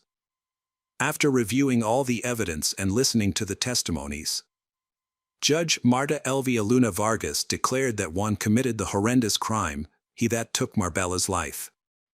She then sentenced Juan to 42 years and 6 months in prison for the murder of Marbella Valdez. Hi everyone, thanks for returning. Let's unravel another horrible case. The case of Mariana Jocelyn Baltira. Mariana Jocelyn Baltira was born on October 24, 2000, in Morelos, a city in the state of Mexico. She was the eldest of 2 children. Her mother, Syra, had a difficult time giving birth to she, as she was born much earlier than expected. At birth, she has very low weight, causing doctors to be concerned about her chances of survival, and they expressed this to her parents. Mariana spent her first 2 months in a hospital special ward for premature infants. Her mother prayed constantly for her recovery, and prayers were answered. Her condition improved rapidly, she gained weight, and by New Year's 2001, she was discharged home. So, the girl's parents celebrated the holiday with their daughter. While she grew up slim and beautiful, her health remained fragile from an early age. When Mariana was 4 years old, her family welcomed a second child, a baby boy named Bernardo. She adored her younger brother and helped her parents care for him from an early age. The 2 sisters were extremely close and almost inseparable. At the age of 6, Mariana was diagnosed with epilepsy, which required her to take regular medication to reduce the chances of seizures. Thanks to effective treatment and regular supervision from experts, her condition was well managed, allowing her to live a relatively normal life, much like other children her age. She pays great attention to health care, always follows a routine and takes medicine on time. Mariana draws very well and loved music. She was kind, sincere, and open-hearted. Everyone who knew her spoke highly of her. Despite this, she was very modest and shy, especially during her teenage years. She had only a few close friends, rarely went on dates, avoided parties, and hardly interacted with boys. She preferred spending time at home with her family. Petite and delicate, she looks much younger than her actual age. Although she is 16, she is often mistaken for being 13. Her care and love for animals is demonstrated by her regular care of homeless animals, feeding them, treating them, and finding them a safe home. While in high school, she dreamed of becoming a veterinarian to provide professional care to animals in need. Mariana's parents often described her as too naive and trusting. This made them worry that someone would take advantage of her innocence and harm her. The neighborhood where her family lived was generally peaceful, and most of the residents know each other. However, their street was lined with many shops employing migrant workers, often unofficially. Some of these workers even lived inside the shops because they lacked housing. Of course, among these workers there are those with criminal records. However, the shop owner sees no problem with these workers, as long as they perform their duties responsibly. About 50 meters from Mariana's house is a butcher's shop where her parents often go to buy meat. The shop owner employed 4 workers, 2 locals who managed the sales and 2 outsiders who handled unloading, preparing the meat, and cleaning the shop. The outsiders lived in an attic on the shop's 2nd floor. As Mariana grew up, her parents occasionally asked her to do errands, such as buying meat at this butcher shop. There, she repeatedly encountered Juan Cruz Quintero Martinez, a handyman who lived on the 2nd floor. Just his appearance was enough to make her extremely scared. She often told her parents about this, describing his sinister gaze that made her blood run cold. However, he never approached or interacted with her, he only looked at her. Since there was no specific reason to accuse him, her parents decided it was best to not let her go to that store anymore.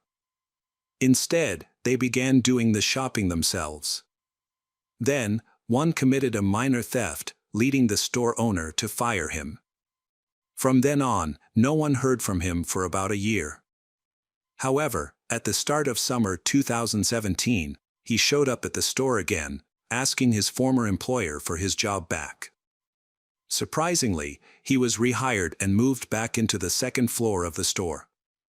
One day, Cyrus' niece was visiting their family. At that time, Mariana and her younger brother, Bernardo, were also at home because they have summer vacation. That morning, only Orlando, her father, had left the house around 9 a.m. Syra asked Mariana to go to the local supermarket to buy groceries for breakfast. Normally, she didn't let Mariana go out alone, but she thought her daughter was old enough to handle the task quickly and safely. It was bright outside, the streets were busy, and she believed nothing bad could possibly happen. Syra gave Mariana some money and asked her to buy milk, eggs, and vegetables. When little girl left the house, she wore an old t-shirt and pajama pants. The store was less than a few hundred meters away, so the trip to buy the groceries and return home in no more than 30 minutes. However, when an hour passed and little girl still hadn't returned, Syra became worried. She had left her phone at home, so Syra, holding her little niece in her arms, went out to search for her daughter. Syra walked to the store and asked the cashiers if they had seen Mariana, a young girl wearing glasses. They told Cyrus that the girl had been there, bought the groceries a couple of hours ago, and left. At that moment, Syra began to realize that something terrible had happened to her daughter. She hurried back home, asked Bernardo to watch over her niece, and went out again to continue the search. Syra began asking neighbors, street vendors, and passers-by if they had seen Mariana. However, the little girl seemed to have disappeared without a trace. Immediately after that, Syra immediately contacted the police and called her husband, Orlando. He took a break from work and rushed home to help search for Mariana. By the time the police arrived, dozens of neighbors, along with relatives and friends of the Baltira family, joined the search for Mariana. They distributed flyers with her picture. Initially, police asked the parents if their daughter might have gone on a date, met a friend, or visited someone.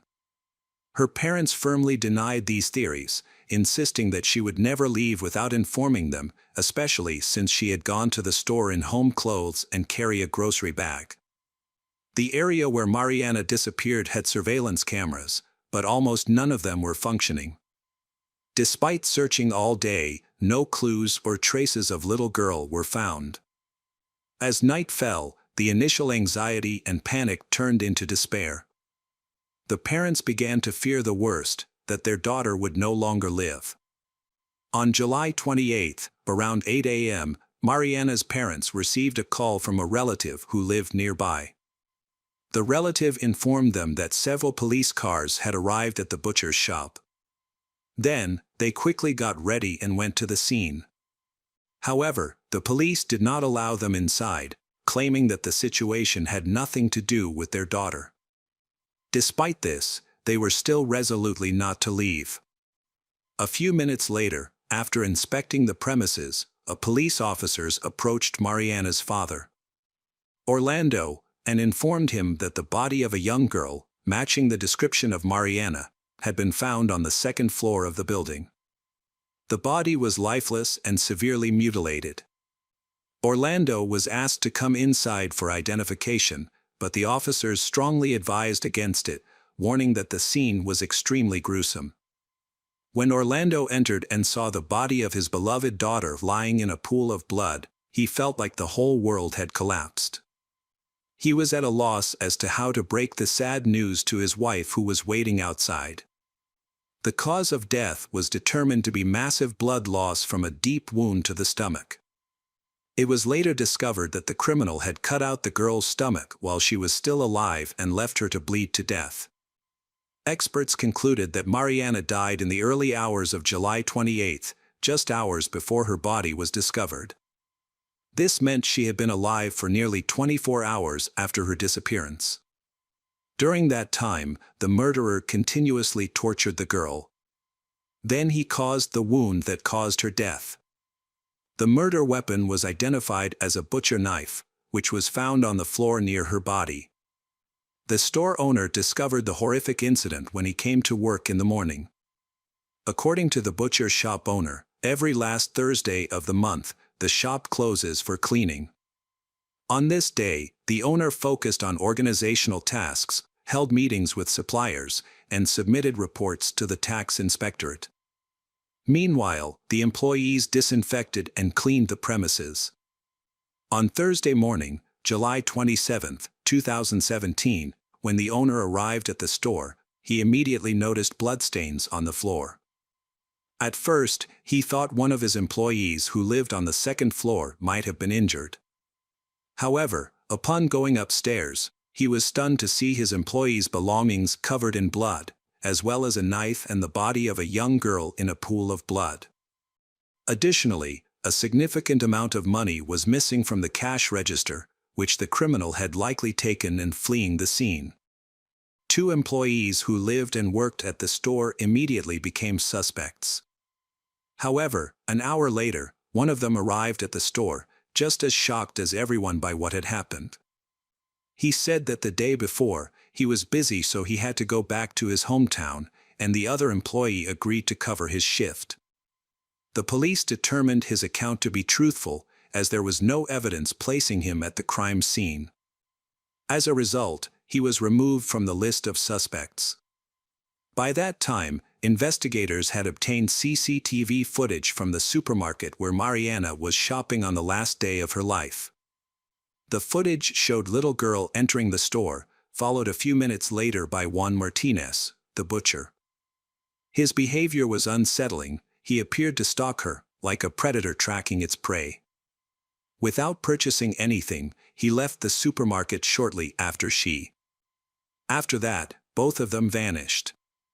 Although there were street cameras in the area, they were not functioning. Additionally, none of the many passers-by or street vendors reported seeing anything unusual. Mariana's parents were adamant that their daughter would never willingly leave with Juan, regardless of what he might have said or done to persuade her. They believe he must have forced the girl into the butcher shop. However, this raised a question: why hadn't little girl screamed or called for help? Once again, no witnesses noticed anything out of the ordinary. In 2015, Juan came under police scrutiny for harassment and causing serious bodily harm. He had started working as an assistant in a butcher's shop earlier that year. According to the shop owner, he was diligent and raised no concerns for a long time. However, in mid-2016, he was caught stealing money and was fired. After losing his job, he moved back to the suburbs to live with his parents. There, he lived with his old and weak mother and his sister, who was her primary caregiver.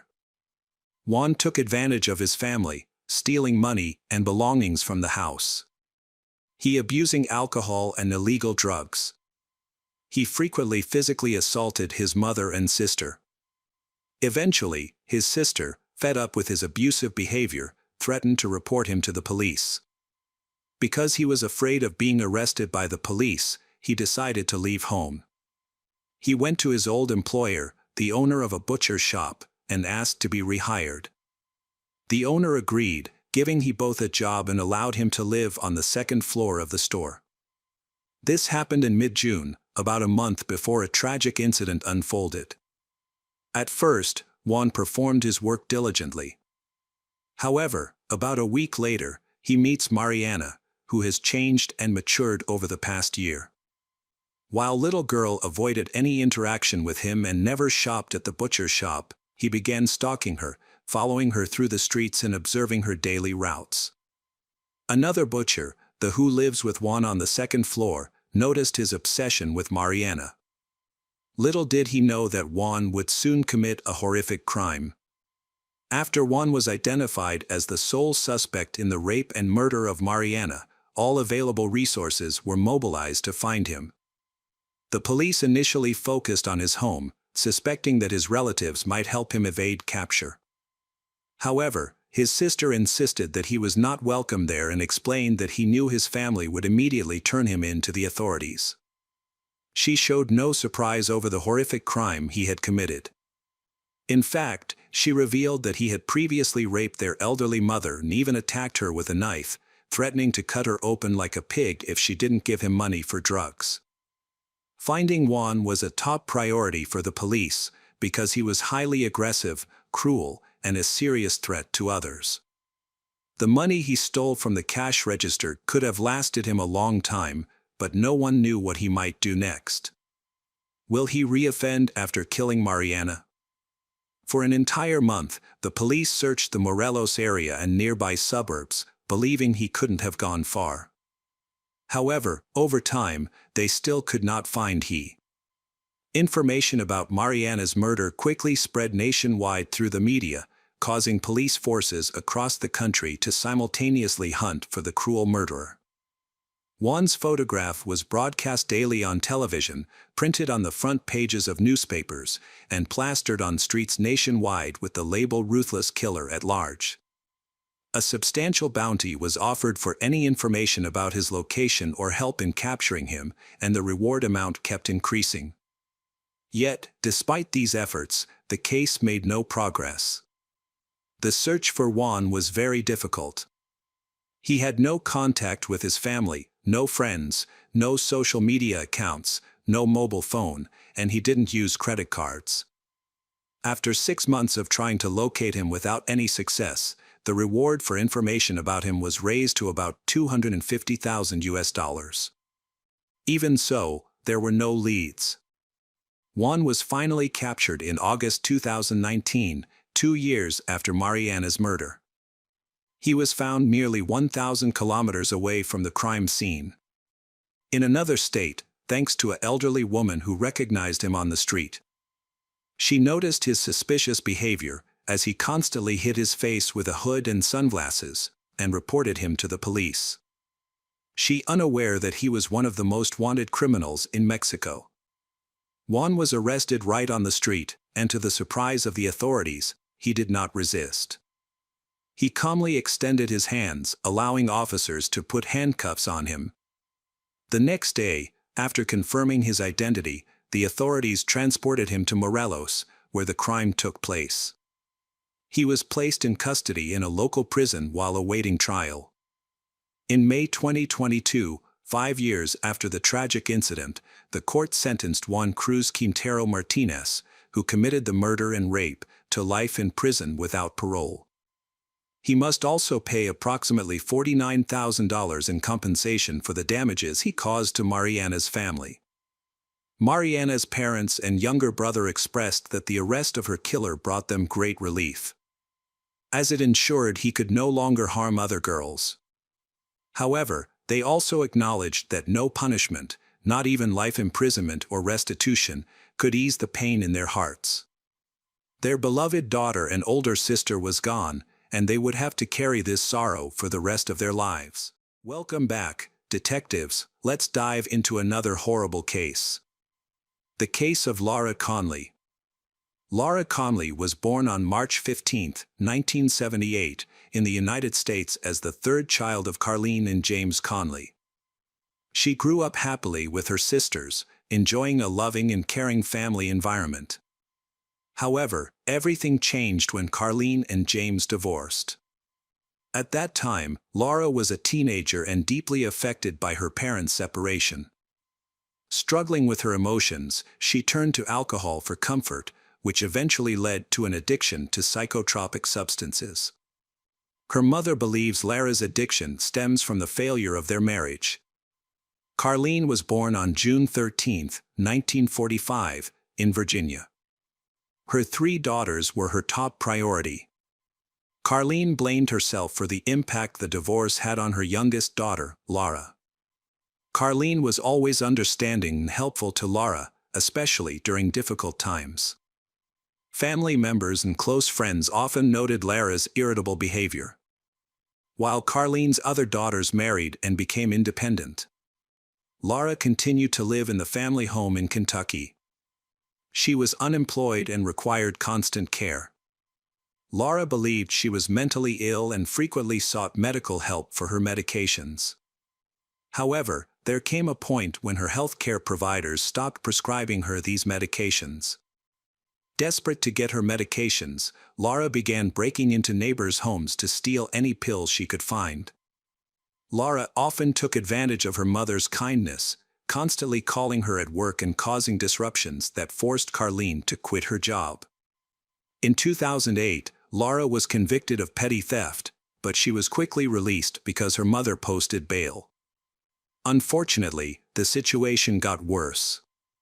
Laura not only verbally abused her mother, but also physically abused her. Although Laura physically harmed Carleen on several occasions, Carleen still did not report her daughter or ask her to leave the house. When an incident occurred, Laura needed a mental health evaluation, but Carleen still welcomed her daughter back home, feeling obligated to take care of Laura. It is common for parents who have experienced violence from their children to hesitate in reporting the incidents. They often fear that doing so may harm their relationship with their child. However, this reluctance can endanger their own safety. Laura's violent behavior was not only directed at her mother, it also extended to her boyfriend, Chris Lewin. Laura faced legal consequences for her actions against him on 2 separate occasions. One notable incident occurred in late October 2014. Laura woke Chris while he was asleep and accused him of cheating, leading to an argument that turned physical. During the confrontation, Laura not only bit Chris but also used a kitchen knife to lightly cut his hand. As a result of the incident, Laura was given a light sentence in order to attend anger management therapy. However, court records indicate that there is no evidence that she continued to participate in the program. At age 35, Laura continued her behavior. On January 7, 2015, she was arrested again for biting her boyfriend's finger when he intervened to stop her from attacking Carleen. He could not understand why Laura was so deeply hostile towards her mother. Carleen had always been a caring, devoted mother to her 3 daughters and proud of her 5 grandchildren. She worked hard to support Laura and give her the help she needed to overcome her difficulties. Unfortunately, despite Carleen's unconditional love and good intentions, Laura began to abuse her mother over time. 5. Laura called 911 to report an incident at her home. She informed police that a home invasion had occurred, resulting in her mother being shot to death. Officers from the Independence, Taylor Mill, and Covington police departments quickly arrived at the scene. They witnessed a horrific scene, Laura covered in blood, and her mother, 69-year-old Carleen Conley, lying on the kitchen counter with multiple stab wounds and in critical condition. When police asked Laura what had happened, she claimed she did not remember because she had been unconscious. She mentioned that about 2 hours before the incident, several people had knocked on her door asking for candy, which was common on Halloween, even though the holiday was still far away. She provided police with a description of the suspect, which led to a search of the area. However, police were unable to find anyone matching Lara's description. To continue the investigation, police took Lara to the police station for questioning. After arriving at the police station, Lara provided additional details. She mentioned that she was being pursued for money owed to drug dealers. Additionally, Lara gave police inconsistent accounts of how she found her mother's body. Initially, she said that she found Carlene dead when she returned home. However, in the same conversation, she later said that after waking up in the basement, she went upstairs and found her mother dead on the kitchen floor. However, police Mike Richmond and Jim Moore quickly connected Lara to the crime within hours of starting their investigation. It became clear that she had lied to the police about what happened. The evidence showed that there had been no break-in, no fingerprints were found on the doors or windows to suggest that anyone else had been there. This led to the conclusion that Lara was the only person in the house when Carlene was murdered. Therefore, in the early morning of Sunday, March 15th, while Lara was celebrating her 37th birthday, the police arrested her for Carlene's murder. The next day, Monday, March 16th, Lara appeared before the judge via video link and stated that she pleaded not guilty. Police later booked her into the county jail without bail on charges of murder and domestic violence. She was also ordered not to contact her boyfriend. Prosecutor Rob Sanders said Carlene's murder would have a significant impact on the community, which is typically quiet and has a low crime rate. The medical examiner's report found that the attack on Carlene was severe, with an autopsy showing she had been stabbed 77 times, with 27 stab wounds and 2 bite wounds. On March 24th, Lara appeared in court and told the judge that she had no money, assets, or property, so she could not afford an attorney. The judge appointed a public defender for her and the hearing began. During the court proceedings, Officer Michael confirmed that Lara had opened the door to the police and that she was the only person in the house other than Carlene. He described finding Carlene on the kitchen floor, surrounded by several knives. He also noted that Lara was covered in blood, with her shirt, arms, legs, face, lips, and nose all covered in blood. After hearing the police testimony, the judge sent the case to the jury, who convicted Lara Conley of murder on April 16, 2015. Lara's trial began on January 3, 2017, nearly a year and 9 months after the crime. The jury heard testimony from about 30 witnesses.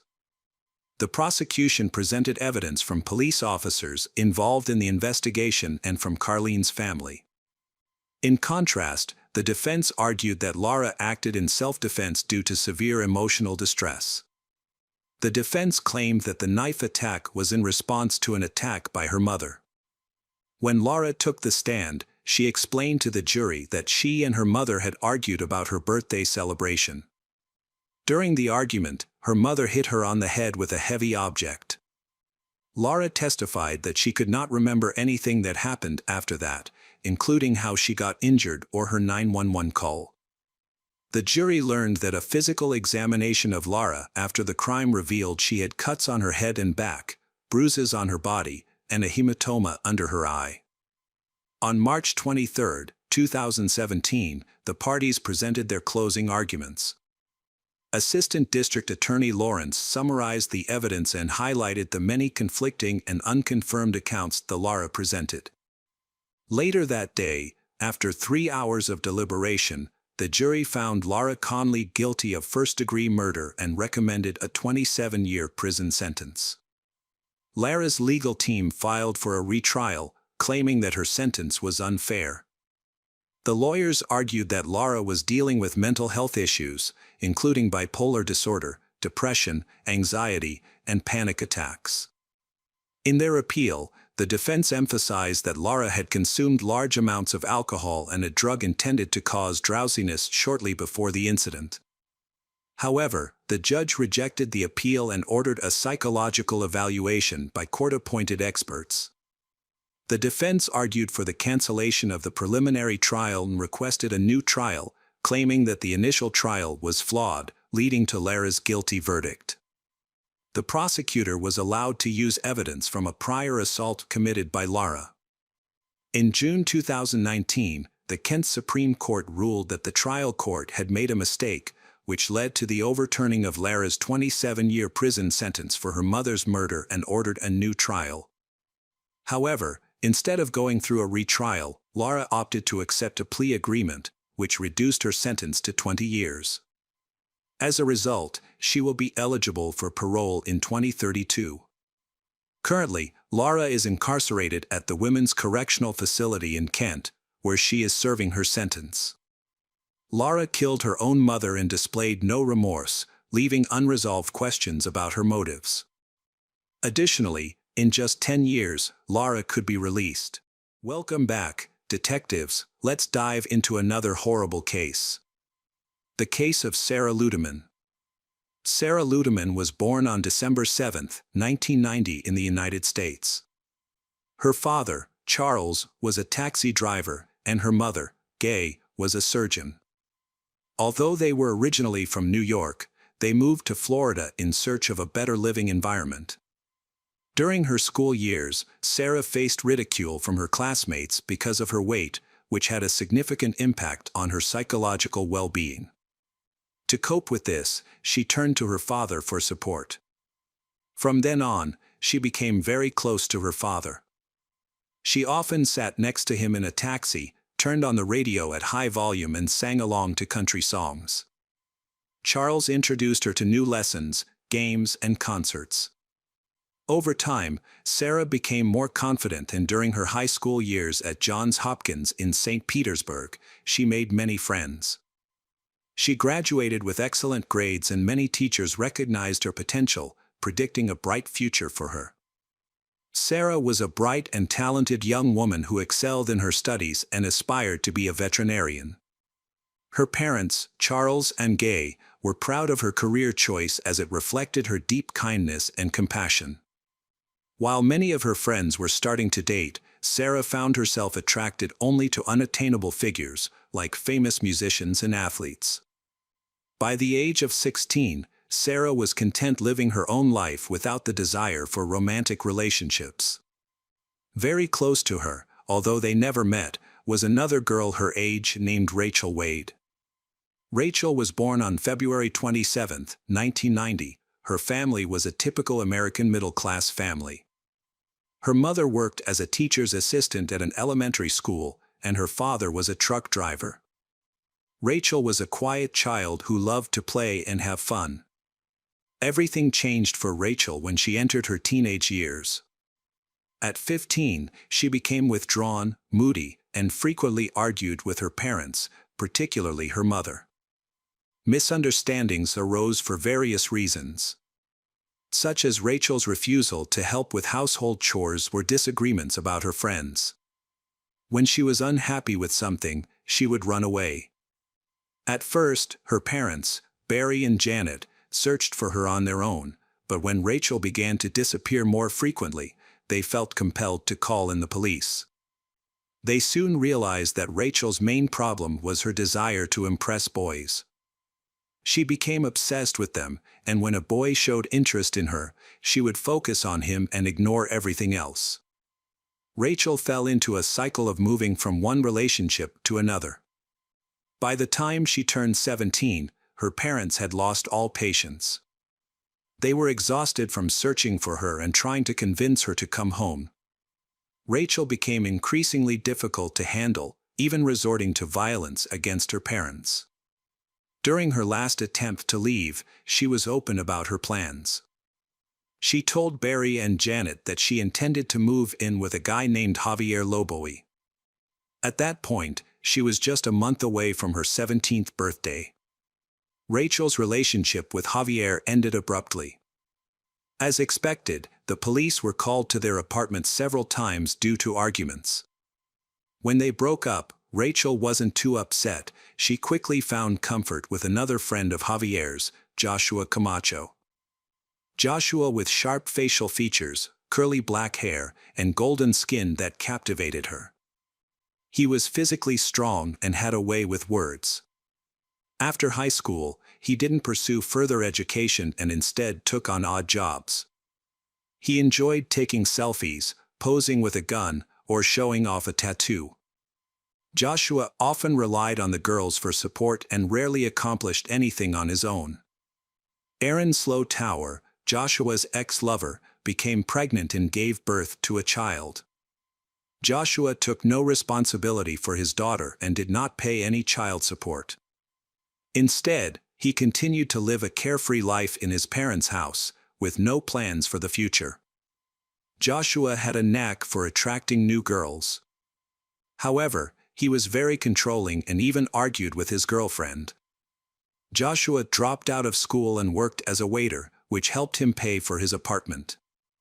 From the beginning, he tried to assert his dominance over Rachel, controlling her every move. Later they broke up several times, but each breakup only made Rachel love him more, and she was always the first to come back. One day, Sarah Ludeman visited the restaurant where Joshua worked, and her life changed forever. She fell in love with him at first sight. Joshua made Sarah feel extremely special. Soon, Sarah mustered up the courage and told her parents about her feelings. However, Charles and Gay doubted the sincerity of Joshua, who clearly loved no one but himself and only met gullible and naive girls who could easily believe his charming words. Her parents decided to be patient, hoping that the relationship would eventually end on its own. However, this did not happen. The teenage love story continued to develop. It got to the point where Sarah transferred to another school to be closer to Joshua. Although her parents disapproved of this decision, they held on to the hope that their daughter would eventually realize the truth and that things would return to normal. During the first 6 months of their relationship, Joshua and Sarah frequently argued in public, often so violently that the police were called. One day, Sarah got into a fight with Erin, the mother of Joshua's daughter. During the argument, Joshua became angry and punched Sarah in the face, but she did not press charges. It's unclear how he managed to manipulate all 3 women, but it seems the 3 girls' different schedules made it easier for Joshua to deceive. Sarah had to be home by 11 p.m. at the request of her parents, while Erin worked 2 jobs and was only free at night. Despite her jealousy and sometimes finding Joshua with other women, Erin always returned to him. Rachel, on the other hand, had a busy job but had her own apartment, where Joshua would sometimes stay. When Sarah and Rachel discover each other, instead of facing Joshua together, they focus on competing for his affection. Their rivalry takes place primarily online through text messages and social media. Both girls are certain that they will win Joshua's heart, believing that he will eventually choose one of them. This leads to incidents such as slashed tires, broken mirrors, and street arguments. Their behavior worries their parents, who feel helpless and unsure of how to intervene. Conflict between Sarah and Rachel escalated from simple online arguments and minor issues to serious threats of violence. After Joshua and Sarah's trip to New York, Sarah posted photos of them together on MySpace, which greatly angered Rachel. On August 29, 2008, Rachel left an angry voice message for Sarah, threatening her life. In her message, Rachel not only expressed her anger, but also bragged about how financially independent and attractive she was. Sarah later saved these messages, possibly out of fear for her safety. Rachel had been texting Sarah all morning, bragging about her relationship with Joshua. Sarah's best friend Ashley had been encouraging her to get over Joshua for the past few months, reminding her that she deserved better, but Sarah never took her advice. During lunch, while the other students were in the cafeteria, Sarah cried in Ashley's arms. Ashley tried to cheer her up by suggesting that they go to the mall or the movies after school, but Sarah refused, insisting that she needed to talk to Joshua. Her situation worsened when she went to Rachel's MySpace page and saw a post in which Rachel expressed her love for Joshua. Although Rachel did not mention him by name, Sarah immediately realized who she was referring to. Frustrated, Sarah sent Joshua several text messages but received no response. She then accused him of ignoring her. Joshua eventually responded but tried to change the subject away from Rachel. After a few messages, Sarah rushed to see him. Meanwhile, Rachel, who had the day off from work, offered to spend time with Joshua, but he refused, saying that he needed to take care of his sister's children. Not believing his excuses, Rachel decides to go to his sister Janet's house to confirm if Joshua is lying. Before leaving, she puts a knife in her pocket. When she arrives, Rachel finds Sarah, Joshua, Janet, and another girl, Gilly, there. Rachel became upset when she saw Sarah's car parked near the house. The girls noticed Rachel passing by the house several times. Rachel then texted Joshua, asking why he was with other women. He responded by telling her to go home, saying that he didn't like her anymore. However, he only said this to reassure Sarah, as he was actually planning on seeing Rachel later. It was almost 11 o'clock, and Sarah knew she needed to go home, but she couldn't bring herself to leave, because Rachel had come downstairs and texted her, wanting to talk. Joshua and Sarah decided it was best to stay in the house and wait for the Rachel to leave. Sarah texted her parents to let them know she would be home late and came up with an excuse to avoid explaining Rachel's obsessive behavior. After midnight, Sarah prepared to go home because Rachel was no longer outside. Meanwhile, Janet and Gilly had asked for a ride to McDonald's, and Sarah felt safer going with them. Rachel went to visit her ex-boyfriend Javier. Meanwhile, Ashley, a friend of Sarah's, learned of Rachel's location and quickly informed Sarah. Without hesitation, Sarah, Janet, and Gilly went to where Rachel was. At that moment, Rachel began sending threatening messages, claiming that she would kill both Sarah and Joshua. She was standing on the street when Sarah's car slowed down nearby. Sarah, Janet, and Gilly got out of the car and ran towards Rachel. Taking advantage of the opportunity, Rachel pulled a knife from her pocket and attacked Sarah, stabbing her twice in the chest. Sarah collapsed, bleeding from a severe wound. Despite her condition, she managed to contact Joshua and explain what had happened. Joshua quickly rushed to Sarah's house to inform her parents. When Charles heard about the tragedy, he rushed to the scene. Meanwhile, Rachel's ex-lover Javier was on the phone with an emergency worker and tried to tear his shirt to stop Sarah's bleeding. Rachel went to a bench, sat down, and threw the knife away. Sarah was taken to the hospital. An hour later, at approximately 3 a.m. on April 15, 2009, Sarah died. The investigation was quick. Joshua and several witnesses testified that Rachel attacked Sarah with a knife. When questioned about why she brought a weapon, Rachel claimed it was for self-defense. At that time, she was unaware of the severity of the wounds she had inflicted on Sarah. The officers asked if Sarah was armed, and Rachel answered no. She maintained that she had not meant to harm Sarah and was actually trying to escape from her. After a lengthy interrogation, the police informed Rachel that Sarah had died from her injuries. This news caused Rachel to faint. Police used witness testimonies to piece together what happened. Consequently, Rachel was officially charged with second-degree murder and taken to the county jail with a bond set at $500,000. Despite this serious situation, Rachel did not fully grasp the gravity of her circumstances. This was evident in her phone conversations with friends and family, where she frequently discussed her plans for life after her release, firmly believing that the jury would support her. The trial started on July 20, 2010. The prosecution argued that the intense and hostile dynamics within the love triangle were the motive for Sarah's murder. They highlighted that Rachel had been threatening Sarah on social media prior to the crime, claiming that Rachel's attack was so brutal that the knife blade was bent during the assault. The defense pointed out that Sarah was physically larger than Rachel, emphasizing that Rachel acted in self-defense in a dangerous situation where there were multiple girls present. Witnesses from that night, Janet, Gilly, gave their accounts. Janet and Gilly confirmed that they heard Rachel threaten to kill both Sarah and Joshua. Prosecutors presented a recording of the 911 call from that night. In addition, recordings from 2008 and text messages saved by Sarah were introduced into evidence and played a key role in determining the outcome of the case. The jury, which reached its verdict in just 2 hours, found 20-year-old Rachel Wade guilty of second-degree murder.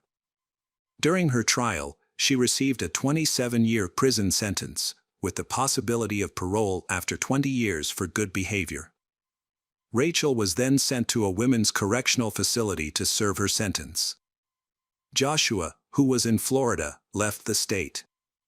Some believe he went to New York to visit relatives and avoid media scrutiny, while others think he returned to Florida to reconcile with Aaron. In 2011, Rachel, who was in prison, agreed to an interview.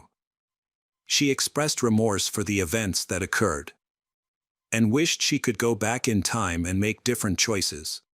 Hello friends, welcome to our channel. Today we're going to take a look at another horrible case with you.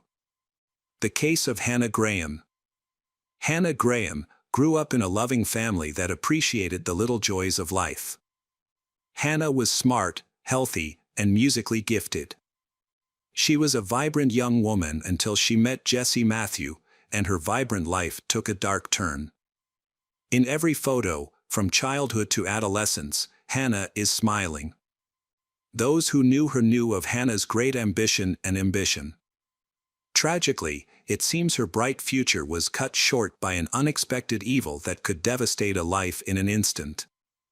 On September 12, 2014, at approximately 9:30 p.m., Hannah left her home in Grand Marquette to meet friends. By 10 p.m., they went to FIC restaurant in Charlotte-Swilly. After spending some time together, Hannah later went to a party at the Caden Plaza Apartments on Tina Street. During the party, she told her friends that she was feeling unwell and wanted to leave. One friend offered to walk her home, but Hannah declined, as she lived only a few minutes away from Caden Plaza. Around midnight, Hannah said goodbye to her friends, but instead of going home, she walked in the opposite direction toward the Tempo restaurant. Security cameras on the buildings along her route captured footage of her as she headed to the shopping center on Charlotte Street, where Tempo was located. It was already September 13th, and at 12:56 a.m., the Hannah sent a message to a friend saying she was lost and not feeling well. At that time, Hannah was believed to be very drunk. It was unclear whether she had wandered into a different part of town by accident or due to her intoxication. Meanwhile, 32-year-old Jesse Matthew, a taxi driver, stopped at the Lazy Parrot for a drink. Afterward, he visited several other bars in the city center, where he harassed women. The women later reported that Jesse's behavior was inappropriate and crossed boundaries. Jesse eventually spotted Hannah. He initially walked past her, but then realized this was a great opportunity and decided to turn around and follow her. Surveillance footage captured Hannah wandering the streets, seemingly confused about her surroundings and the time. Jesse approached her, hugged her, and they headed to the Tempo restaurant. Inside, he bought 2 drinks. Witnesses later gave conflicting accounts. Some claimed Hannah was inside the bar area, while others claimed she was outside at a table. There was also no clear evidence that she was served a drink. Hannah's final text message to her friend, saying she was stuck, was sent in the middle of the night, but the meaning behind her words remains unclear. On September 14th, when Hannah's family could not reach her, they became alarmed and reported her missing to the police. Hannah was a person who always notified her family before going out. She was never away for long and always answered the phone. As time went on, her family's worries grew. Meanwhile, the police began searching for Hannah, with state and federal police joining the effort.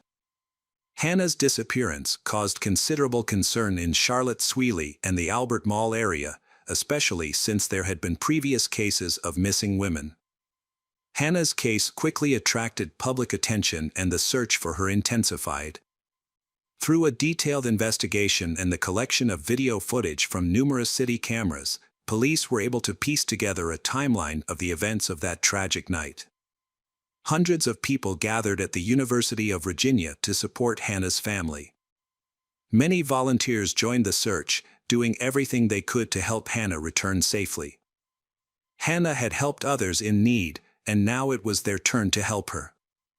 Jesse Matthew grew up in a low-income family. He faced constant bullying and humiliation at school, which led to a stutter and difficulties in his studies. Despite these challenges, he persevered and continued his education, eventually earning a full football scholarship to Liberty University in 2002. However, he was soon accused of violence against another student, prompting him to transfer to a different school. Upon entering Christopher Newport University, Jesse could no longer contain his desire, and soon rumors began to spread of a new sexual assault committed by Jesse. The victims remained unknown, having dropped out of school. Jesse made a living by working odd jobs for a while, switching jobs from time to time. In 2005, a young woman was attacked and raped in the Fairfax district while walking home from the store. The attacker threatened to kill her if she resisted. Although she survived the ordeal, she was hospitalized and treated, which included procedures to collect DNA samples. Police gathered evidence from the crime scene to create a DNA profile, but it did not match any suspects in police databases. Due to her fear for her safety, the woman ultimately chose to return to her home country of India. Surprisingly, family and friends described Jesse as a kind and helpful person. Even his ex-girlfriends found him charming and gentle. In fact, Jesse faced multiple sexual assault charges. One of the police officers who was friends with Jesse said that he had a very difficult childhood and was abused during his school years. Jesse was bullied a lot and forced to keep things a secret. Although this was never fully confirmed by his family or friends, Jesse himself stated that he was abused in his early years. This may explain how he went from being a good person to someone with malicious intent. Jesse's father struggled with alcoholism and was often absent from home for long periods of time. In 2006, his father was arrested for breaking the law. Did these experiences shape Jesse's personality and lead him to become a serial killer? On September 19th, police obtained a search warrant for the Jesse's apartment. They seized a mobile phone without a SIM card and a pair of men's shorts. DNA tests revealed both Jesse's and Hannah's biological material on these items. A second search warrant was executed for his apartment. And the next day, police announced that while he had not yet been formally charged with Hannah's kidnapping, he was the last person seen with her on the night she disappeared. During this second search, several bags of evidence were collected, including a phone, laundry, bedding, a pillow, clothing, a toothbrush, test tubes of hair, a wallet, and a cigar butt. Police obtained a third search warrant, allowing them to collect a pair of white shorts, a maroon shirt, and a towel with a reddish-brown stain. They also seized an orange Chevrolet Suburban belonging to Jesse. On September 20th, Jesse arrived at the Charlotte police station with Will, requesting an attorney and refusing to answer any questions about Hannah.